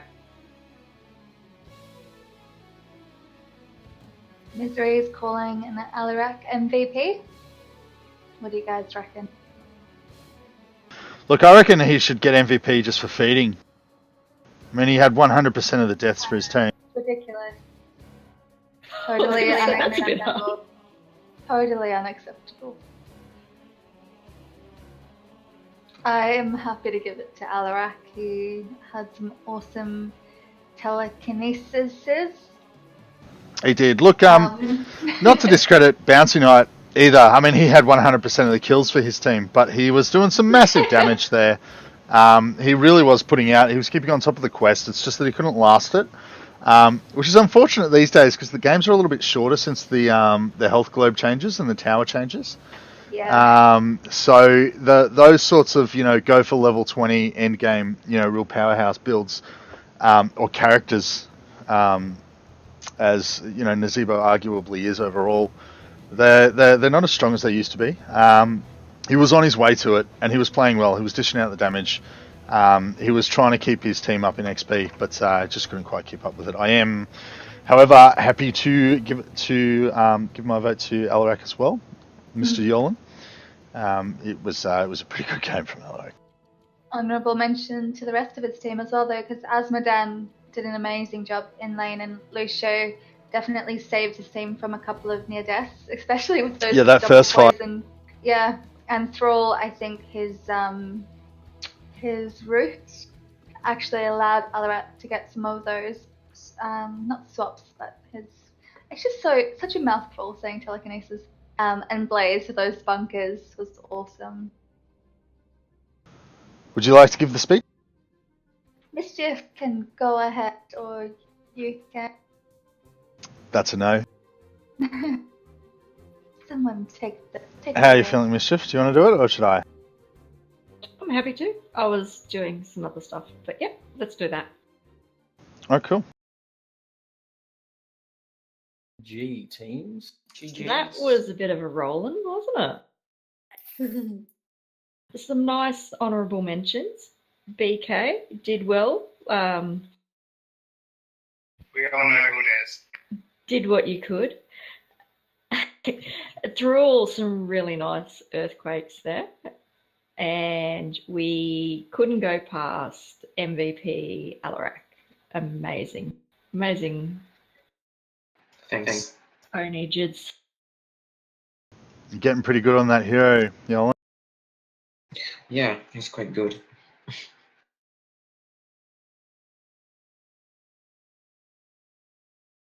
Good job, Yolan. I might go to sleep actually. No, no, buddy. What time is it where you It's 2 p.m. and an half. Just say 2 p.m. 2 No, a.m.? 22 p.m. Okay. Okay. I was like, what the fuck are you doing? Go to bed at Jeez, 2? you must be Turn tired. me over. Just after midday. Oh, Yeah. time to have a nap. I carried his Alarak a bit of sleep. I know, he's like, I'm just so wrecked for the Alarak game. So tired. Are you in New Zealand, Coffee? See ya. Bye. See ya. Is it Scarface? Really? On the chair to my right? On the chair to my right is Scarface, yes. You can see him. You can also see Mustachio in that little hole behind the chair. No, you can't see her. Yeah, Scarface is the one curled up and sleeping, yes? Yes. Oh, in the little cubby hole. Yeah.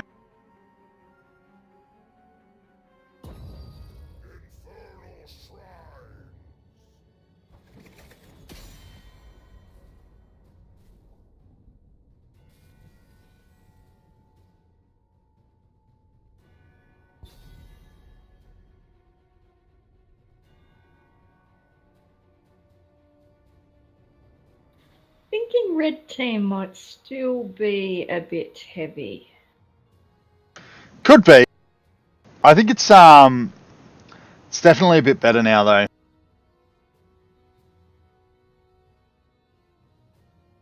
Yeah, I guess if you had to swap talents like Clegman, Unthunder, Treacle, Injo, and Claymore are all about the same level, would you say? I would say. That's a good question. Possibly. I think when Treacle has a good game, he's probably one of the better ones. Yeah, it would have been Clegman and Claymore. I think Claymore might be slightly better than Clegman, so possibly. Oh, the Chen. Chen.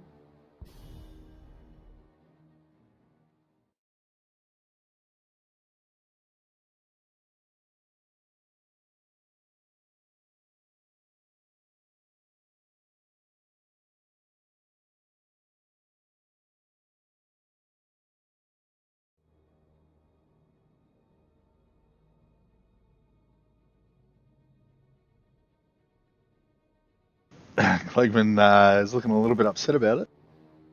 Yeah, I didn't realise that was his. It's his only level 20. It's his highest level character. Is it really? Yeah, I did a little profile check on him before, and his highest character is a level 21, and it was Chen.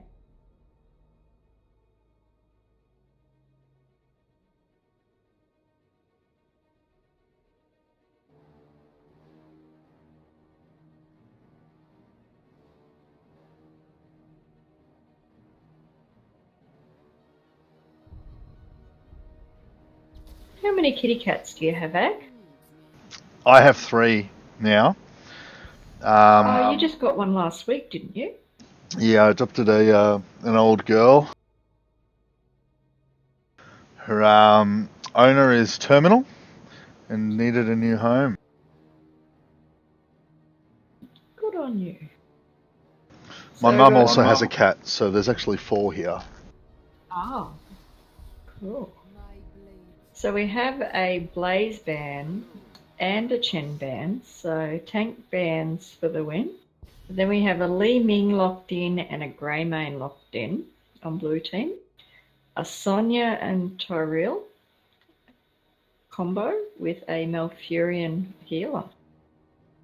So different way of speccing your team, locking in the front line and the heals straight up, and the other ones are locking in their favourite DPS straight up. Yeah.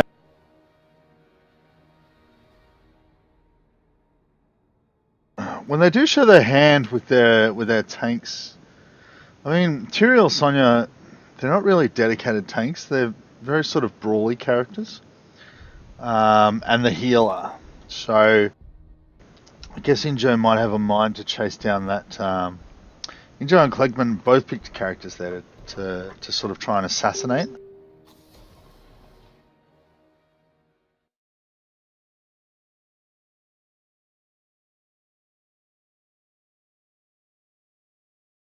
What do you think we'll see for red team as in DPS? Maybe not an Alarak because that would be very melee heavy. I feel like they could almost pick like Maiev wouldn't go astray actually, Maiev on that team. But even just a Jaina. Yeah, they've gone the Alarak.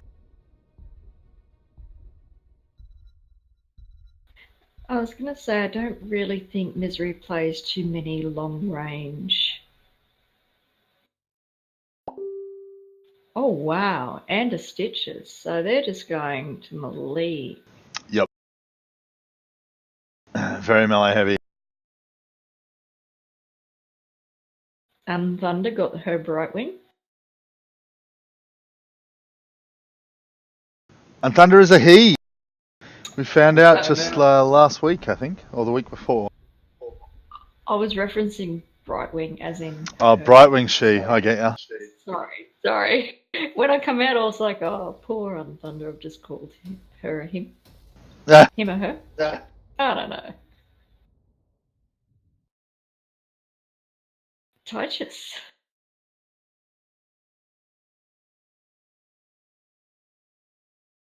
Very different team comps here.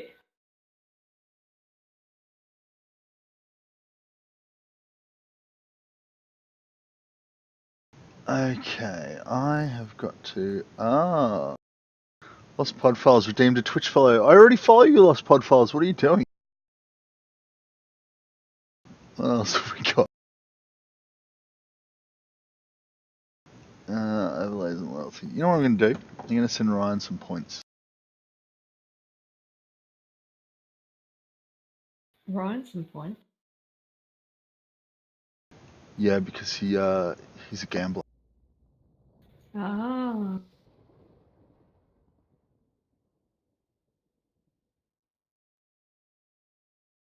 There we go. We can watch him lose them all.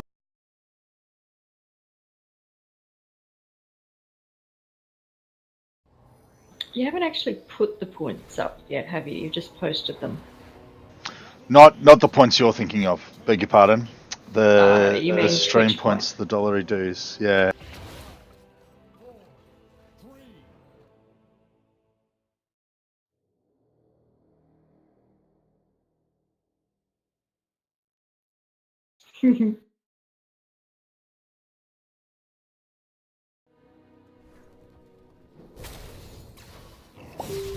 Angry Cloud. It does suit with the red team being... It does. Oh, they're going to get a Magic Gnome pick very early. Wow, that was quick.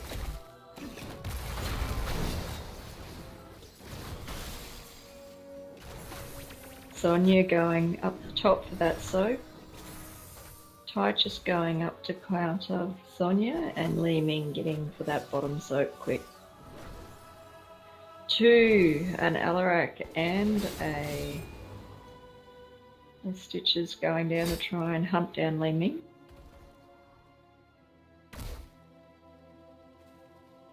Couldn't quite get a grab though by the looks of it.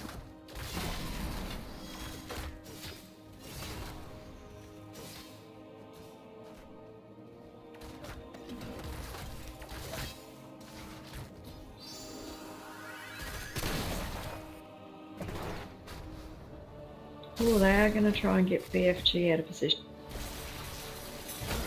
Nearly. Can NJ catch that? No.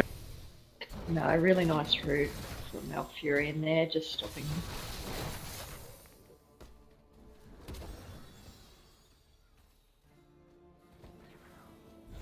Again, some major rotating happening in this game as well.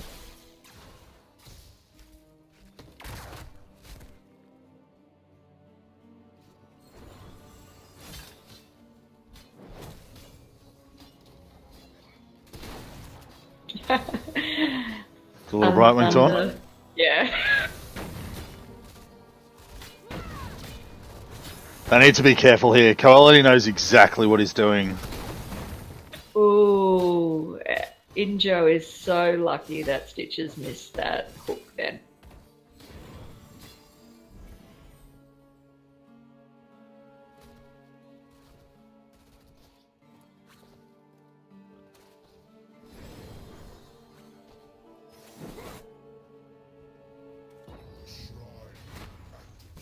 So first objective up, red team are going to go in with a level advantage unless blue team can just do a little bit of soak to try and get into that level 5.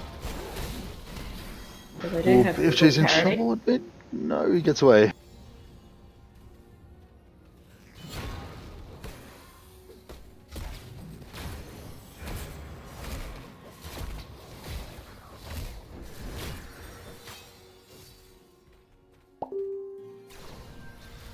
Very nice blue securing that camp just as they're about to start the objective.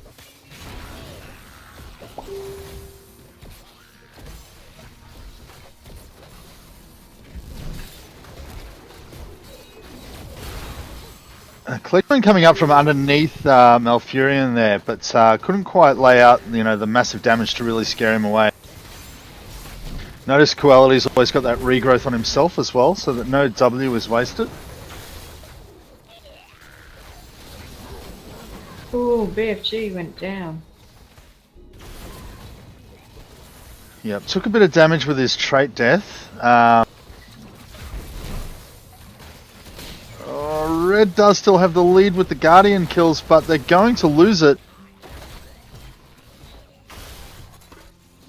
Yeah, they've got the Sonya still in the lane soaking though. Yeah, I think she might have been looking to try and sneak level 7 to get that talent advantage, but they're going to lose the objective if she stays any longer. Yeah, she has finally. Has she come down? Yeah. Yep. And secures that Punisher for themselves. It is an arcane Punisher. It's the one you really want to go all out for. Oh, nice. Beautiful hook from Stitches, just bringing Brightwing back into the fold so the team could collapse on him and take him out. Injo was in a very dangerous spot for a second there. He's hanging around a little bit close to that Punisher. It could jump on him. Magic Gnome's trying to block it. We'll set out the laser. Oh! I thought I was going to hit him for sure.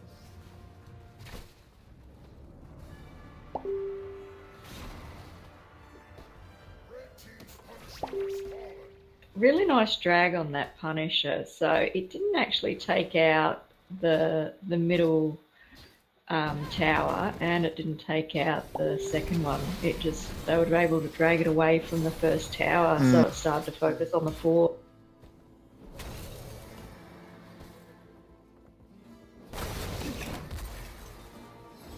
I'm just going to silence my Facebook notifications because they're going crazy at the moment. There we go.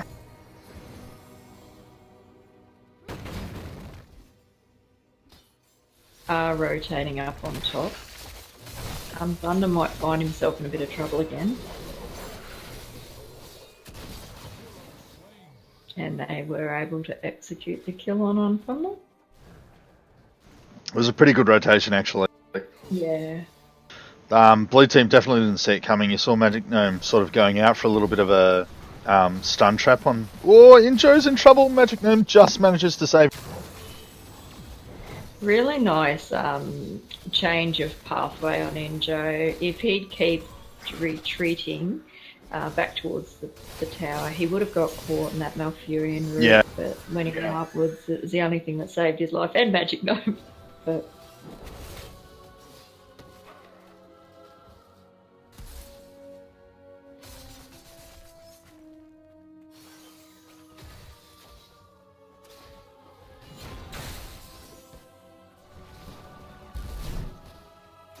So it's 2v3 down bot here, but the red team's going pretty deep. Superfish just cops an orb to the face though, scares him away a little bit, but the regen from eating one of those minions is it's very, very real.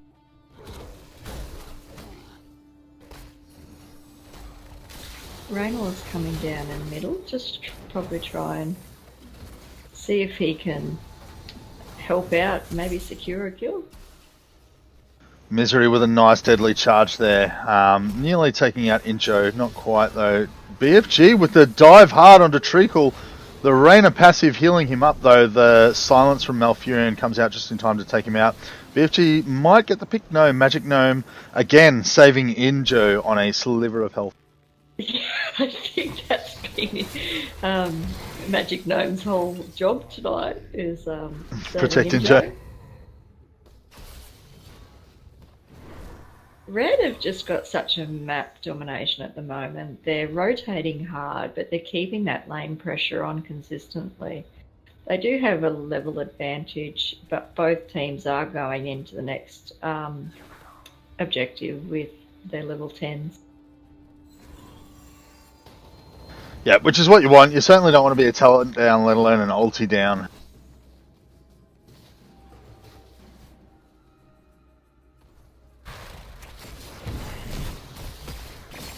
Misery with some nice initial damage.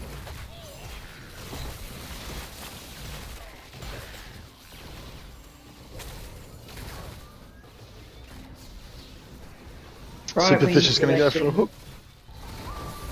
Sorry, you.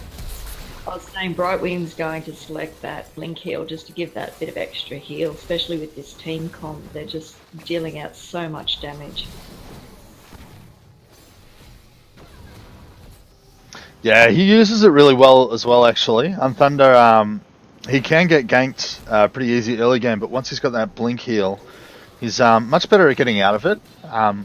It really facilitates a little bit of extra movement. Yeah, it acts both as a heal and an escape, doesn't it?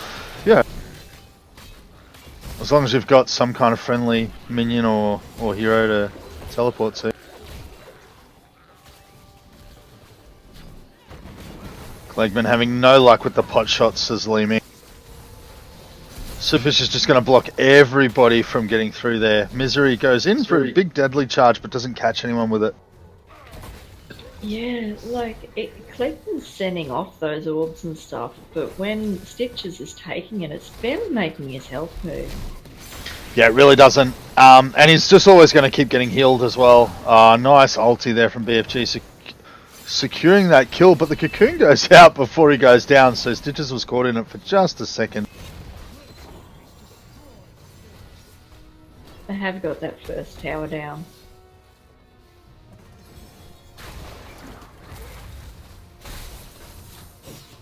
Oh, that hook! Clegman is very, very stuck.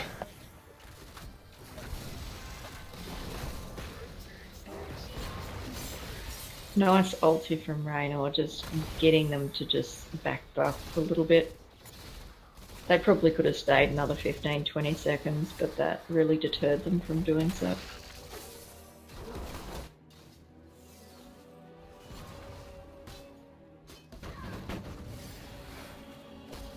And BFG spotted that camp capture, but the team doesn't want to do anything about it just yet. They're going to go still a different one.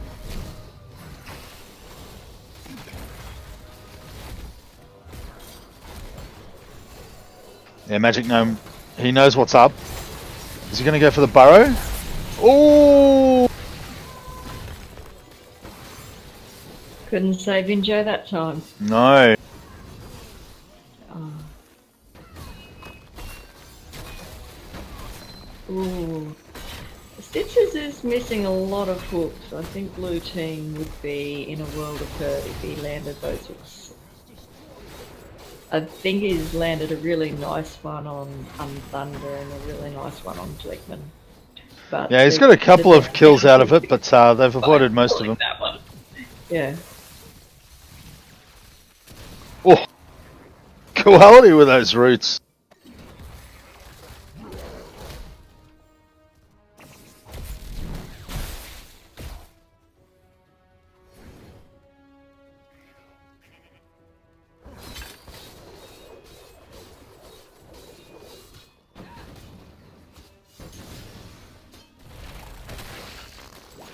And maybe able to isolate Stitches.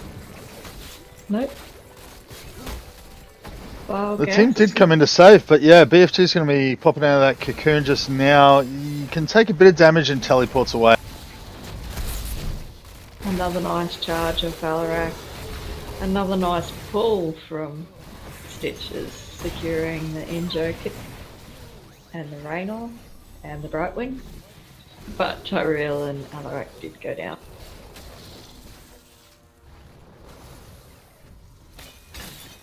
It wasn't a totally one-sided fight. Blue team did get a couple of kills out of it. Yeah. They have got their level 16 talents as well, red team, so they did have a little bit of an advantage, especially going into this objective.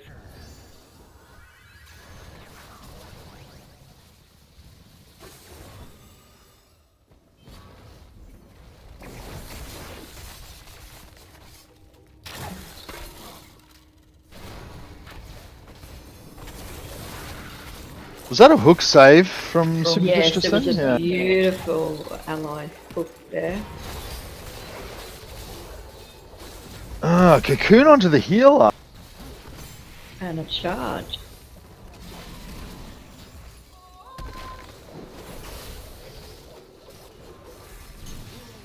Yeah, good dive from Claymore. That's going to secure 2 kills maybe. Oh! Oh!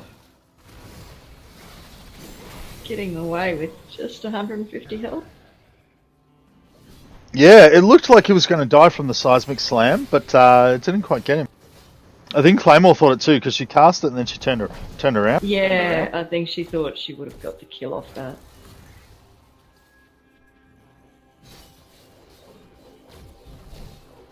Just look at that heal and that health regen. Like, Stitches was 1 or 2 bars of health down the bottom, and by the time he waddled his way up to the objective, he's over half health. Yeah. So. Yeah, he gets a lot back very quickly. Quality has always got regrowth on people. It's just constantly up. He's obviously practiced a lot of Malfurion.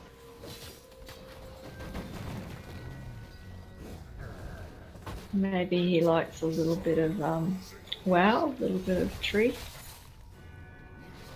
I don't know, maybe. He is a healer main in his competitive team, so. Oh, okay. But as for why Malfurion, maybe it all does come back to WoW. Yep. It's funny because I'm Boomkin main in WoW, but I do not like playing Malfurion in this game at all. I dislike it immensely. Maybe because it conflicts with my muscle memory of playing Boomkin for 10 years in WoW, but I don't. Yeah. That was actually well defended from Blue Team. It was a very good immortal draw into the 3 turret fire. Oh, okay, the response there from Red is hectic. Wow, it's a beautiful chart. Everyone follows everything up. That's the beauty of it. Like you watch Sonya Claymore on the Sonya dive into a dive into a whole group of them, and everyone just immediately follows. It's good cohesion. It actually got turned around though. Blue team getting 3 kills for only 2 deaths, catching up a fair bit on the XP, and giving them plenty of time to try and grab a couple of camps. Yeah, the teamwork and the follow through on Red has been awesome. In saying that, Anubarak going 1 versus 3 warriors, Anubarak has definitely held his own. Like, he's had a couple of deaths, but it's not due to lack of, like, putting himself out there. He's really had to work hard for it against three warriors. Yep. And he's made some great saves as well. Yeah. I think he's saved Injo's life about 10 times.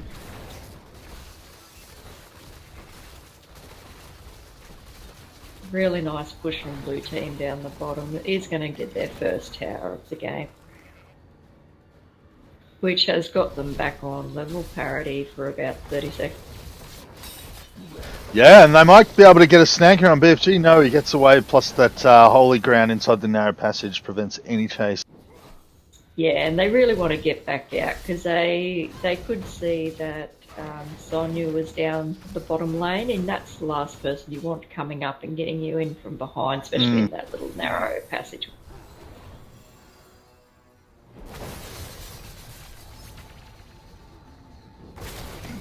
Ooh, Misery was thinking about it, yeah. Yeah.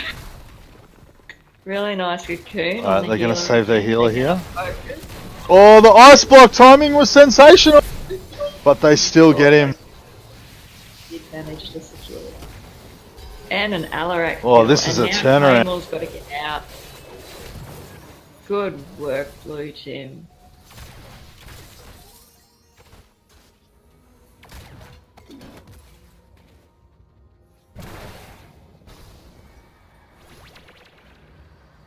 That is hectic. Look, half the reason why they were able to fight that was because it was 4v5. Stitches wasn't there, but he was clearing up the top camp, which means now those minions are damaging the wall, but Injo has made it back in time to prevent any further damage. Yeah, and Stitches has been their really formidable front line. He has taken a lot of damage. He's done a lot of body blocking. He's been saving his allies with the hooks. Yep. He is desperately trying to take out on Thunder. That blink heal, though, he just blinks to a minion. That's what let him get away. Nice start on the objective for blue team as well. Red team might not have to defend this. They do have a fort before the whole undamaged keep wall. So it's not super dangerous to lose this Punisher. They are converging on it now, though. Only 5 left for blue team. Misery getting his deadly charge interrupted by one of the Guardians. Blue team's going to get it. Yeah, blue team's also very lucky that they weren't more aggressive on that push on the objective, because they were 5 versus 4. Yeah, they could have gone in. I don't think they knew it, though.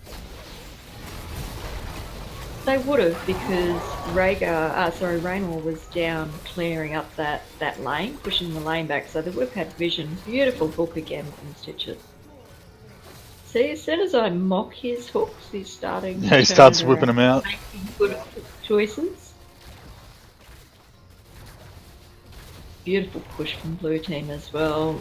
Getting Yep, they're not gonna get only this that keep. tower down, but the gates, and they may get the keep. Well, because they were missing a couple of players, Red couldn't. They couldn't pull the Punisher over the wall separately, so they all just wailed on the outside wall.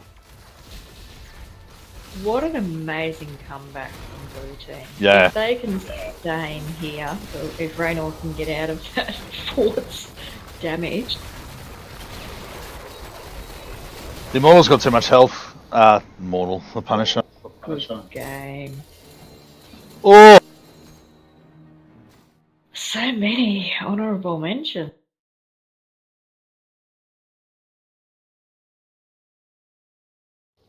I didn't mind some of the ulti initiates from Claymore. I didn't mind some of the deadly charge ulti initiates from Misery.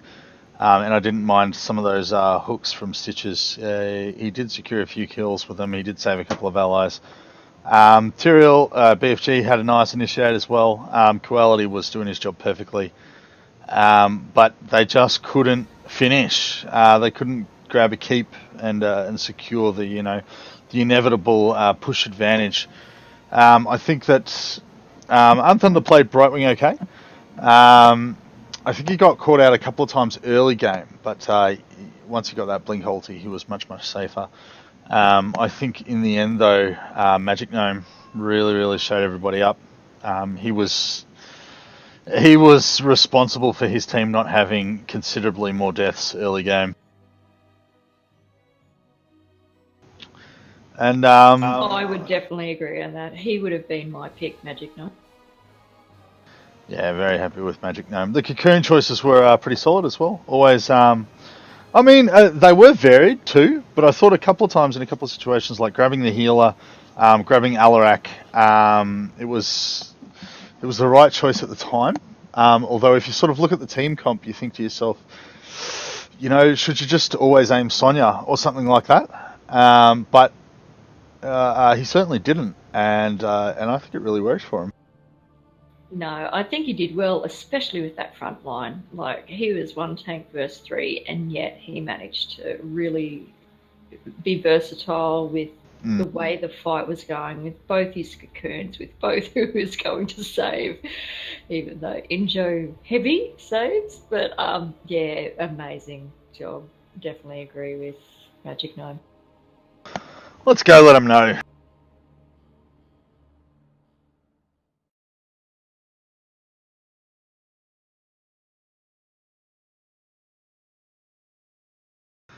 Well done, everybody. Look, it was definitely swinging in red team's favour early, but they just couldn't quite seize the advantages that they needed. If they had got a keep off that second Punisher, it would have really helped them. But it was well pulled by blue team. It was copying shots from all 3 towers the whole time. It went from 100 to 0. I don't even think it took one tower out. I think the tower fell after the Punisher died. And then blue team got the next objective and just started pushing. And it was an unstoppable train after that. There were some great plays from a lot of people. In particular, the red team. Superfish had some very key hooks, got a couple of nice picks. BFG had an excellent dive early on under one of the towers. It was very, very aggressive, but it worked out. Unthunder was struggling a little bit with the ganks early, especially up top lane. But once he got the blink heal, was able to escape from a lot more of those more easily and became quite hard to catch. I think that some of the initiates from both Mizraim Alarak and Claymore and Sonya were sensational. And the thing is, it was so good because the team follows it up. There's nothing you hate to see more than a deadly charge or a Sonya ulti onto the enemy team, cause a bit of havoc, but then no one else is there. Whereas in this case, the red team really, really followed it up. It's just that somehow in the end, blue team just kept managing to push them back, and I think it was possibly a lack of damage. Quality seems to think so too. But I mean, 3 tanks, they're still pretty hard to kill. And you did have the Alarak dishing out massive damage, but we think that MVP in the end does have to go to Magic Gnome because I think the cocoon choices were spectacular. He saved Injo's life maybe 5 or 6 times. It was basically his job that game, just protect the Greymane. I love the part where he walked the Punisher into me. Because I walked in the wrong direction. You walked into me, buddy. Mate, even if you die that once, the amount of times he saved your butt. Yeah, hang on, that video. I believe he died a couple of times as well, saving you. And then you died. But not only was he protecting the Greymane, but he was initiating well as well. And because he was the only, tank / brawler who could do it, it had to go perfectly. Otherwise, there's no way you could have won. But you did. So well done, Magic. The burden was real, and you overcame. May I just point out the hook to save quality that? Oh, that was amazing. Down bottom. Disjointed my cocoon. Oh man, that actually made me cry. That was 8. I made a sandwich faster than egg. Totally did. Oh, here we go. Hey, someone. You wanted community chat? Take it all. I was impressed with you. Don't worry. Ignore them. You impress us so much on a regular basis, Ag, that when you do have minor discrepancies in your awesomeness, we have to really optimize on that.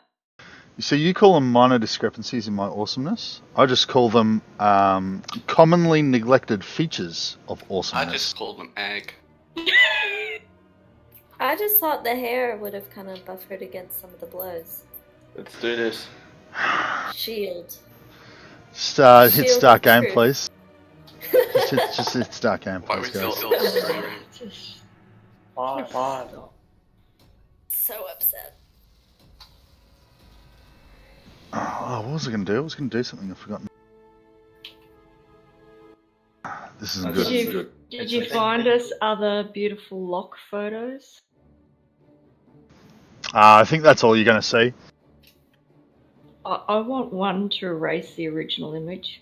So I've got videos of it. I've got videos of like, because my hair's curly, it goes really buffy, and then I like jump into the Murray, and I come out and it just all goes flop. Like there's some really good footage of me with the long hair. Claymore.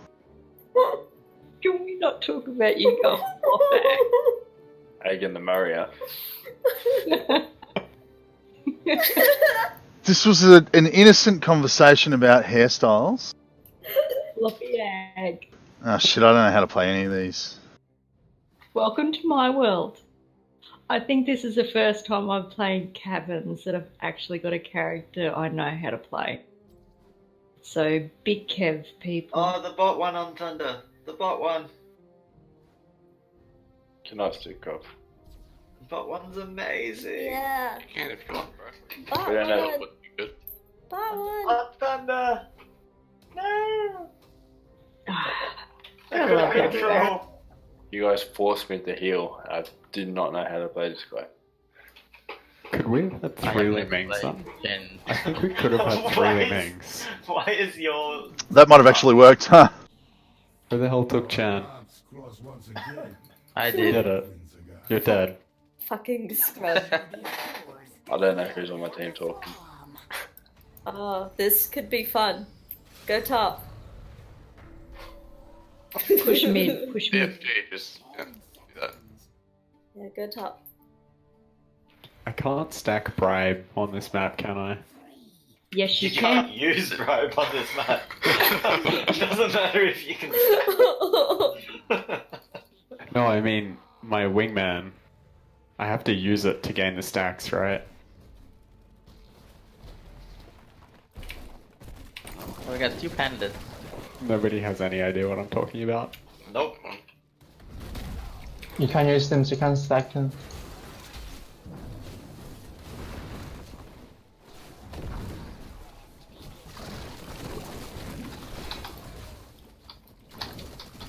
What are you people doing? Stressing me the fuck out. No. I think Garage is behind, yeah. Oh, nice.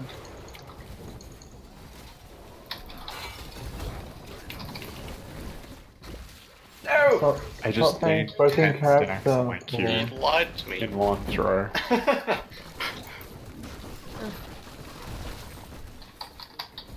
No, I lost vision! Oh man! It's in siege mode quality. I think. Damn it. Oh, fuck me. Sorry, love. I had to do it. Oh, what the?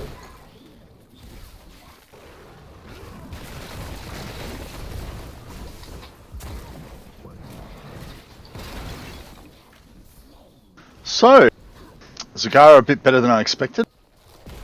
Oh, Zagara's amazing. On this map, the go is amazing.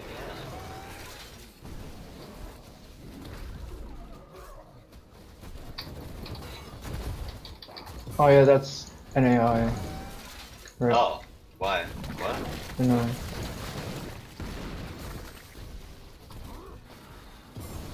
Who's an AI? Injury.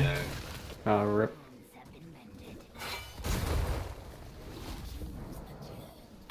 Uh-oh.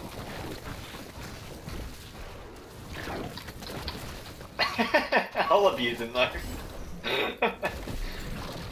Might not want to be there though.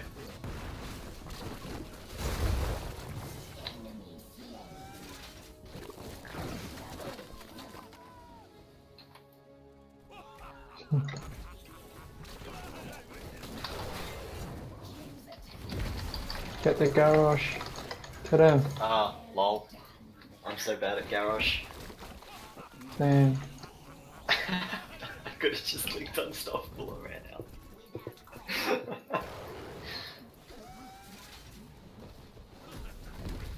Oh wow. Nice. The hammer into Stuko doesn't seem fun. Run.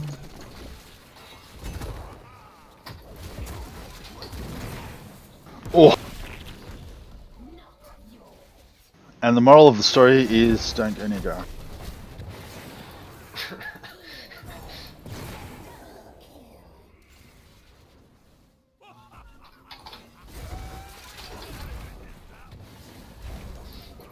I needed more mana. Worth.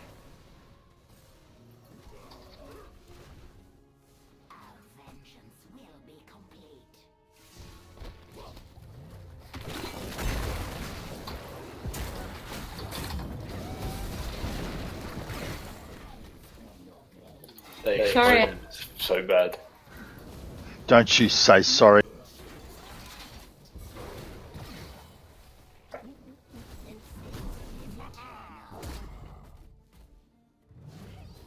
It was better than the Ultimate.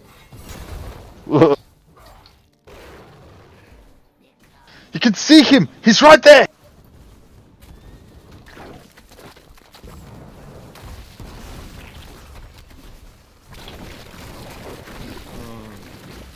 Jen's kind of creepy. You think? You were warned. We told you. He's creepy.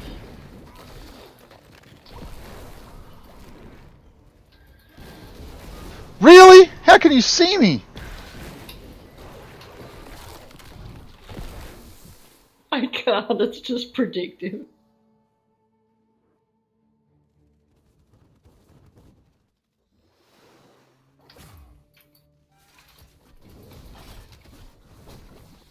Any Help. character, Help!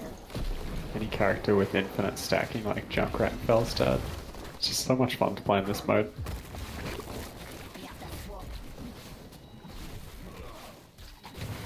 Oh. No! Don't say that quality.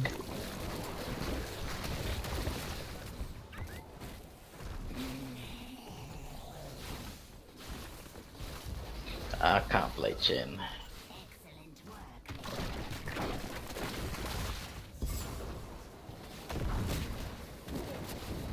Oh.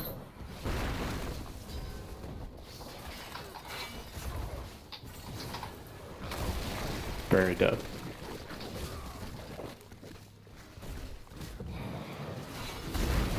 Uh-oh.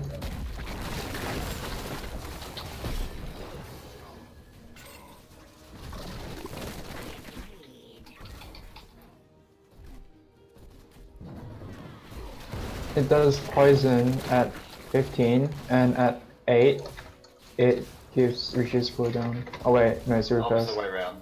Yeah. Just realized. Oh my god, can you imagine Phoenix on this map? With his Thunder Chicken? That ult looks fucked. Is that the Planet Cracker? Nidus Worm, right? That's the meta? Yes, go that. When it lets you regenerate. Oh, that would suck in this map. Yes! Damn it. It's a good point. Why didn't I pick it? Yeah, I hadn't. I was just trying to make him pick the one that was least useful.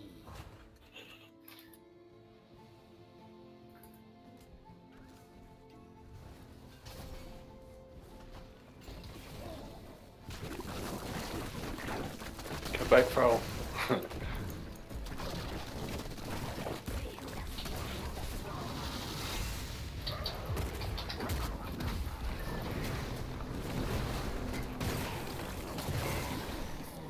Oh god. Oh, fuck those ulties. That is actually... do we have an AI? Or... Yeah, No. Injo was one. Should I get Keg or... Look out, Clickman! Look out! Oh, nice. No! Oh no. I'm not sure which ult to take.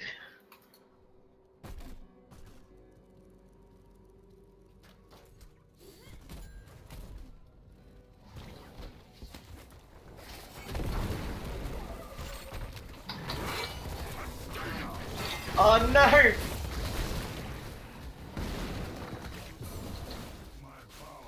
Thanks, Gareth. I would have thrown Chen, but lost cause, you know. Yeah, I learned that last week. Chen is a lost cause on this map.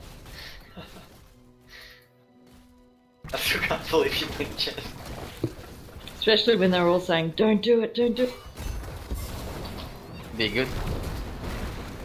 Kind of regret that decision.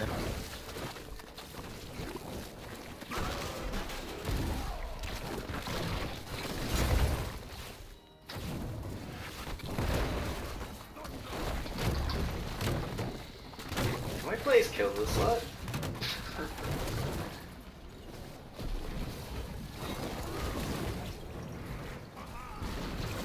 Go in. Don't throw equality like that.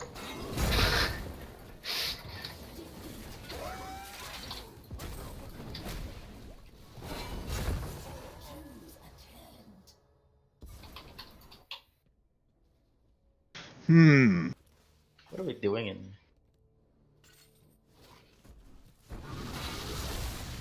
Oh.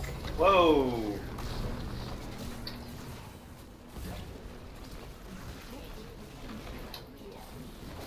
Oh my god. Hammering! Oh! Fuck. Ah! Oh, that was terrifying.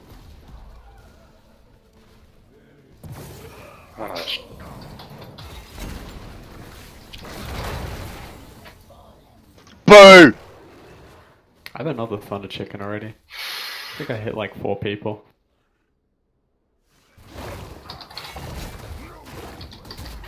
Is Indra not coming back? I don't know. Yeah, because it doesn't tell the enemy team.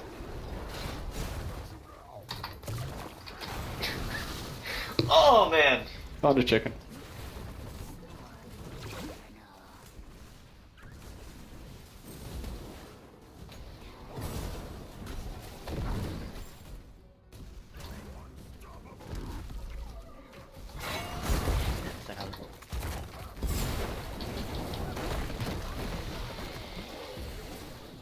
Can we not? No. Oh!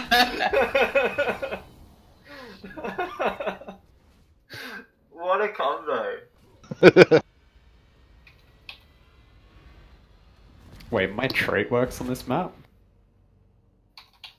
What's a trait? Oh, my It's a trait. flight. You should have seen Lumiere on it last week. He was using it to fly behind everyone all the time. Totally inappropriate time to ulti, but a very good time to do a sneak attack.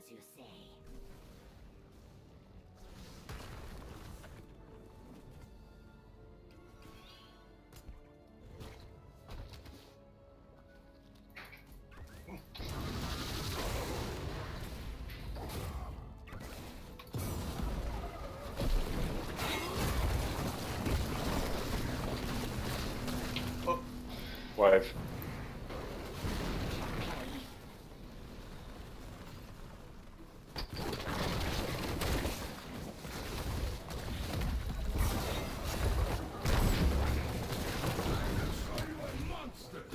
Your bitch slap won't save you. Kill him.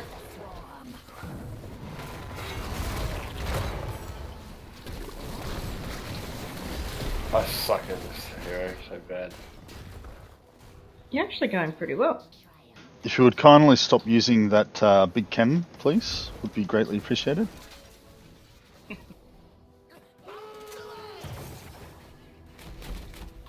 Right. Oh, I was just about to Thunder Chicken. Damn it. Aww. That's fun. Still go, yeah.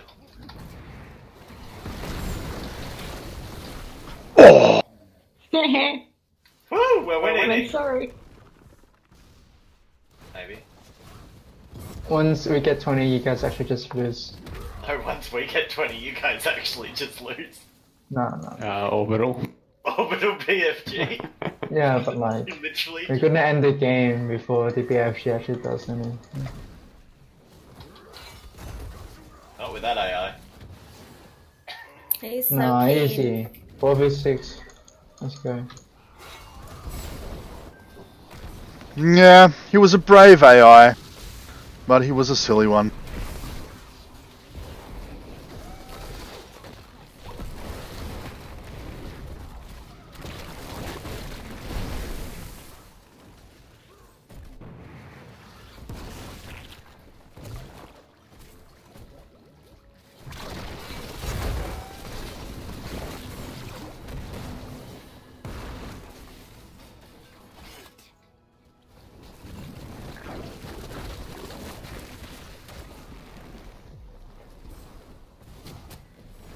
Shit.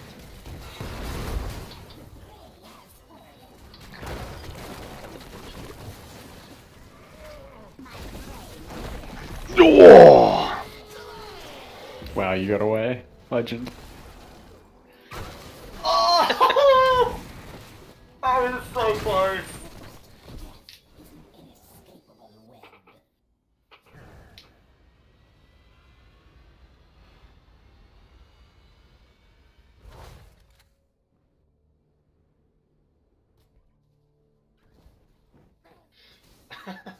Did you mean to knock yourself away? Yeah. Okay. Totally. Huh, that's not funny.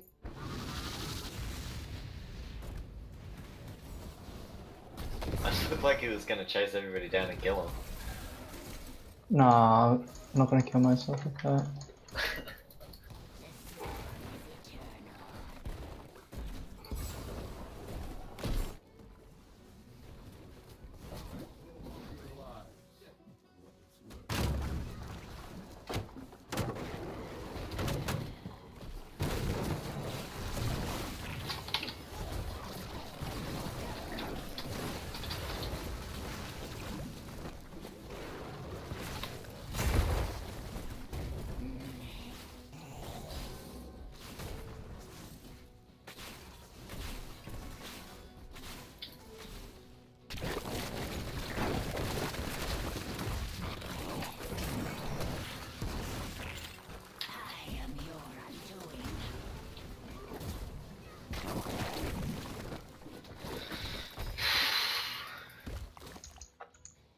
Storm advantage. Love me some double wave. Oh god. Pretty much PFG begins.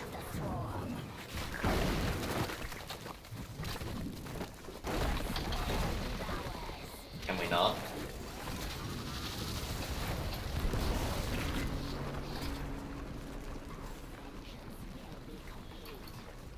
Oh, and double wave.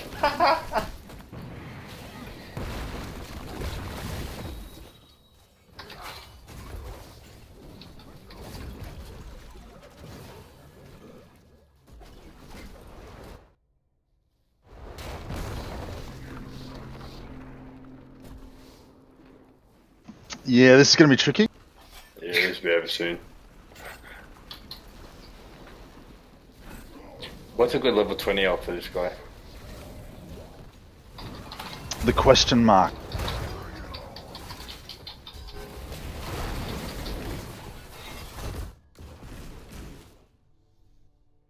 We still haven't got 20. You guys got 20 like an hour ago.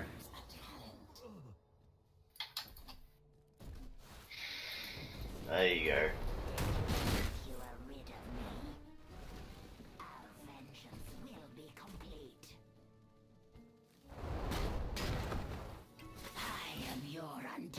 Got this sweet new ability.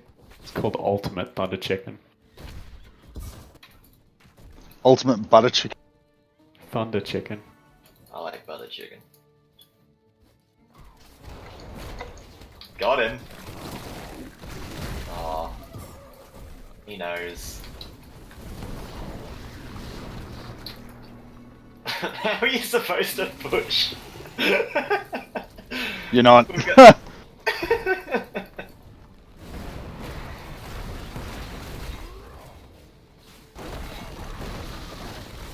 Oh yes, God, save no. us that. Oh, you saved us and we did that. Because you suck. Hey, Ag. No, love. Was that a knackered? Yeah. Hello. I thought you went to bed. You mind if I... No, I didn't go to bed. I stopped playing Clash. Can I still stream off you in Clash? Or when you're done that game? Yes. We're owning him so bad he's probably going to want to go to bed after this game. Wow. Wow. We've got a bot. It's 4v5. Are you the bot? Wow. It's actually in Joe. Really, it's the bot, not the wave.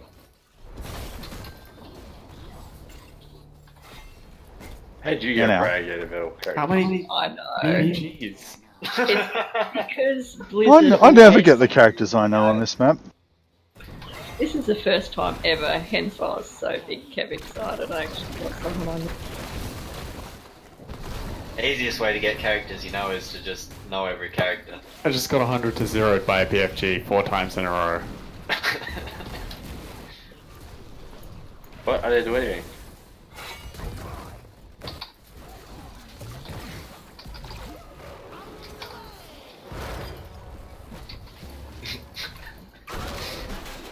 No.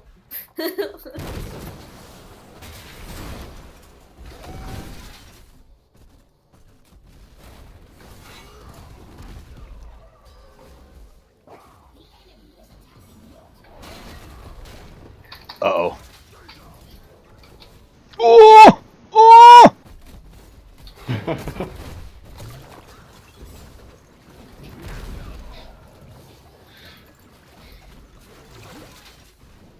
GG.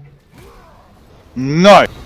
Not GG. Oh, finally, that was my first death. No, GG.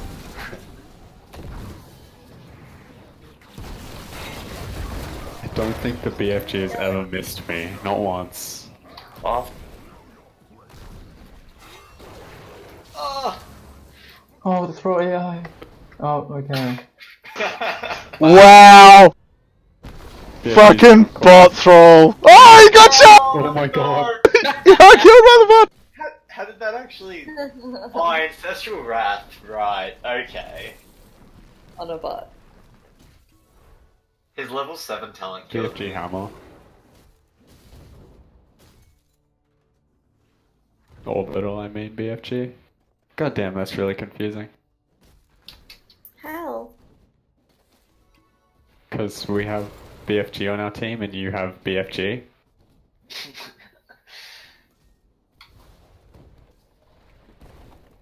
In what world is that not confusing?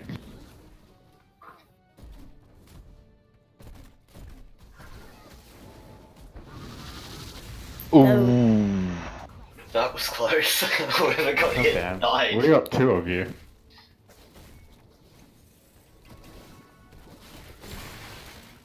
Unlimited. We just need to survive for like... What is that? 20 more BFGs. Oh no, you saved him!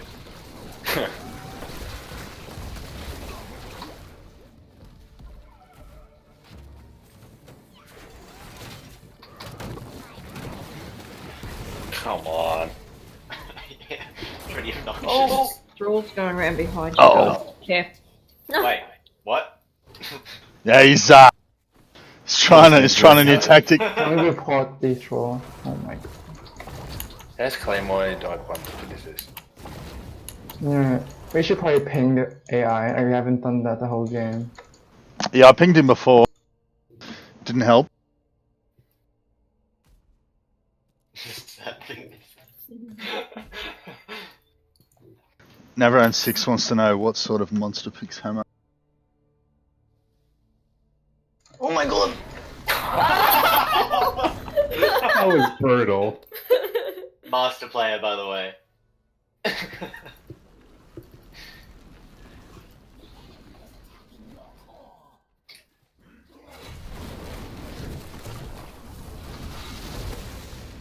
No! Ah, I can't cast anything. Please show mercy. No. No. Beautiful game, guys. Oh my god. Boo! That was fun. Yeah, that was fun, wasn't it? It was. Victory goes to BFG. Those guys. Pretty much.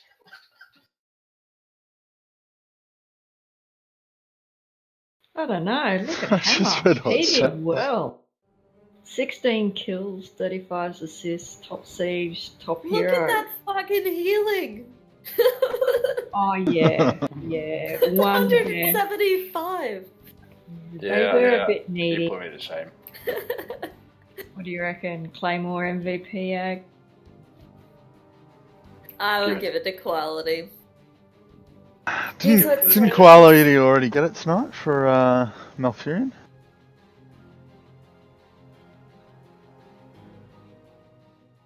Was that a no for something No, else? quality has so. not got it tonight. I don't think he has. No, quality hasn't got MVP. He hasn't. Give it to him. Give it to him.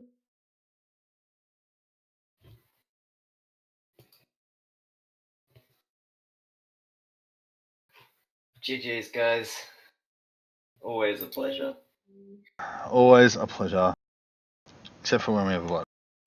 And it's horrible. Do you want to split it between quality and Claymore then? Sure. No, he gets it all. Give it to him.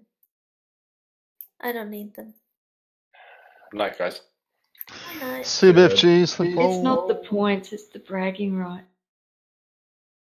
I don't need bragging rights. You certainly don't. Yes, I do. I'm kidding. Give me everything you have. It is done. It's yours now, naked thief. So, can I do it now? Yep, are you ready? Yep. What game are you count me playing? in. Sea of Thieves that just came out. 5, Like 4 4, minutes ago. 3, 2, Enjoy. 1.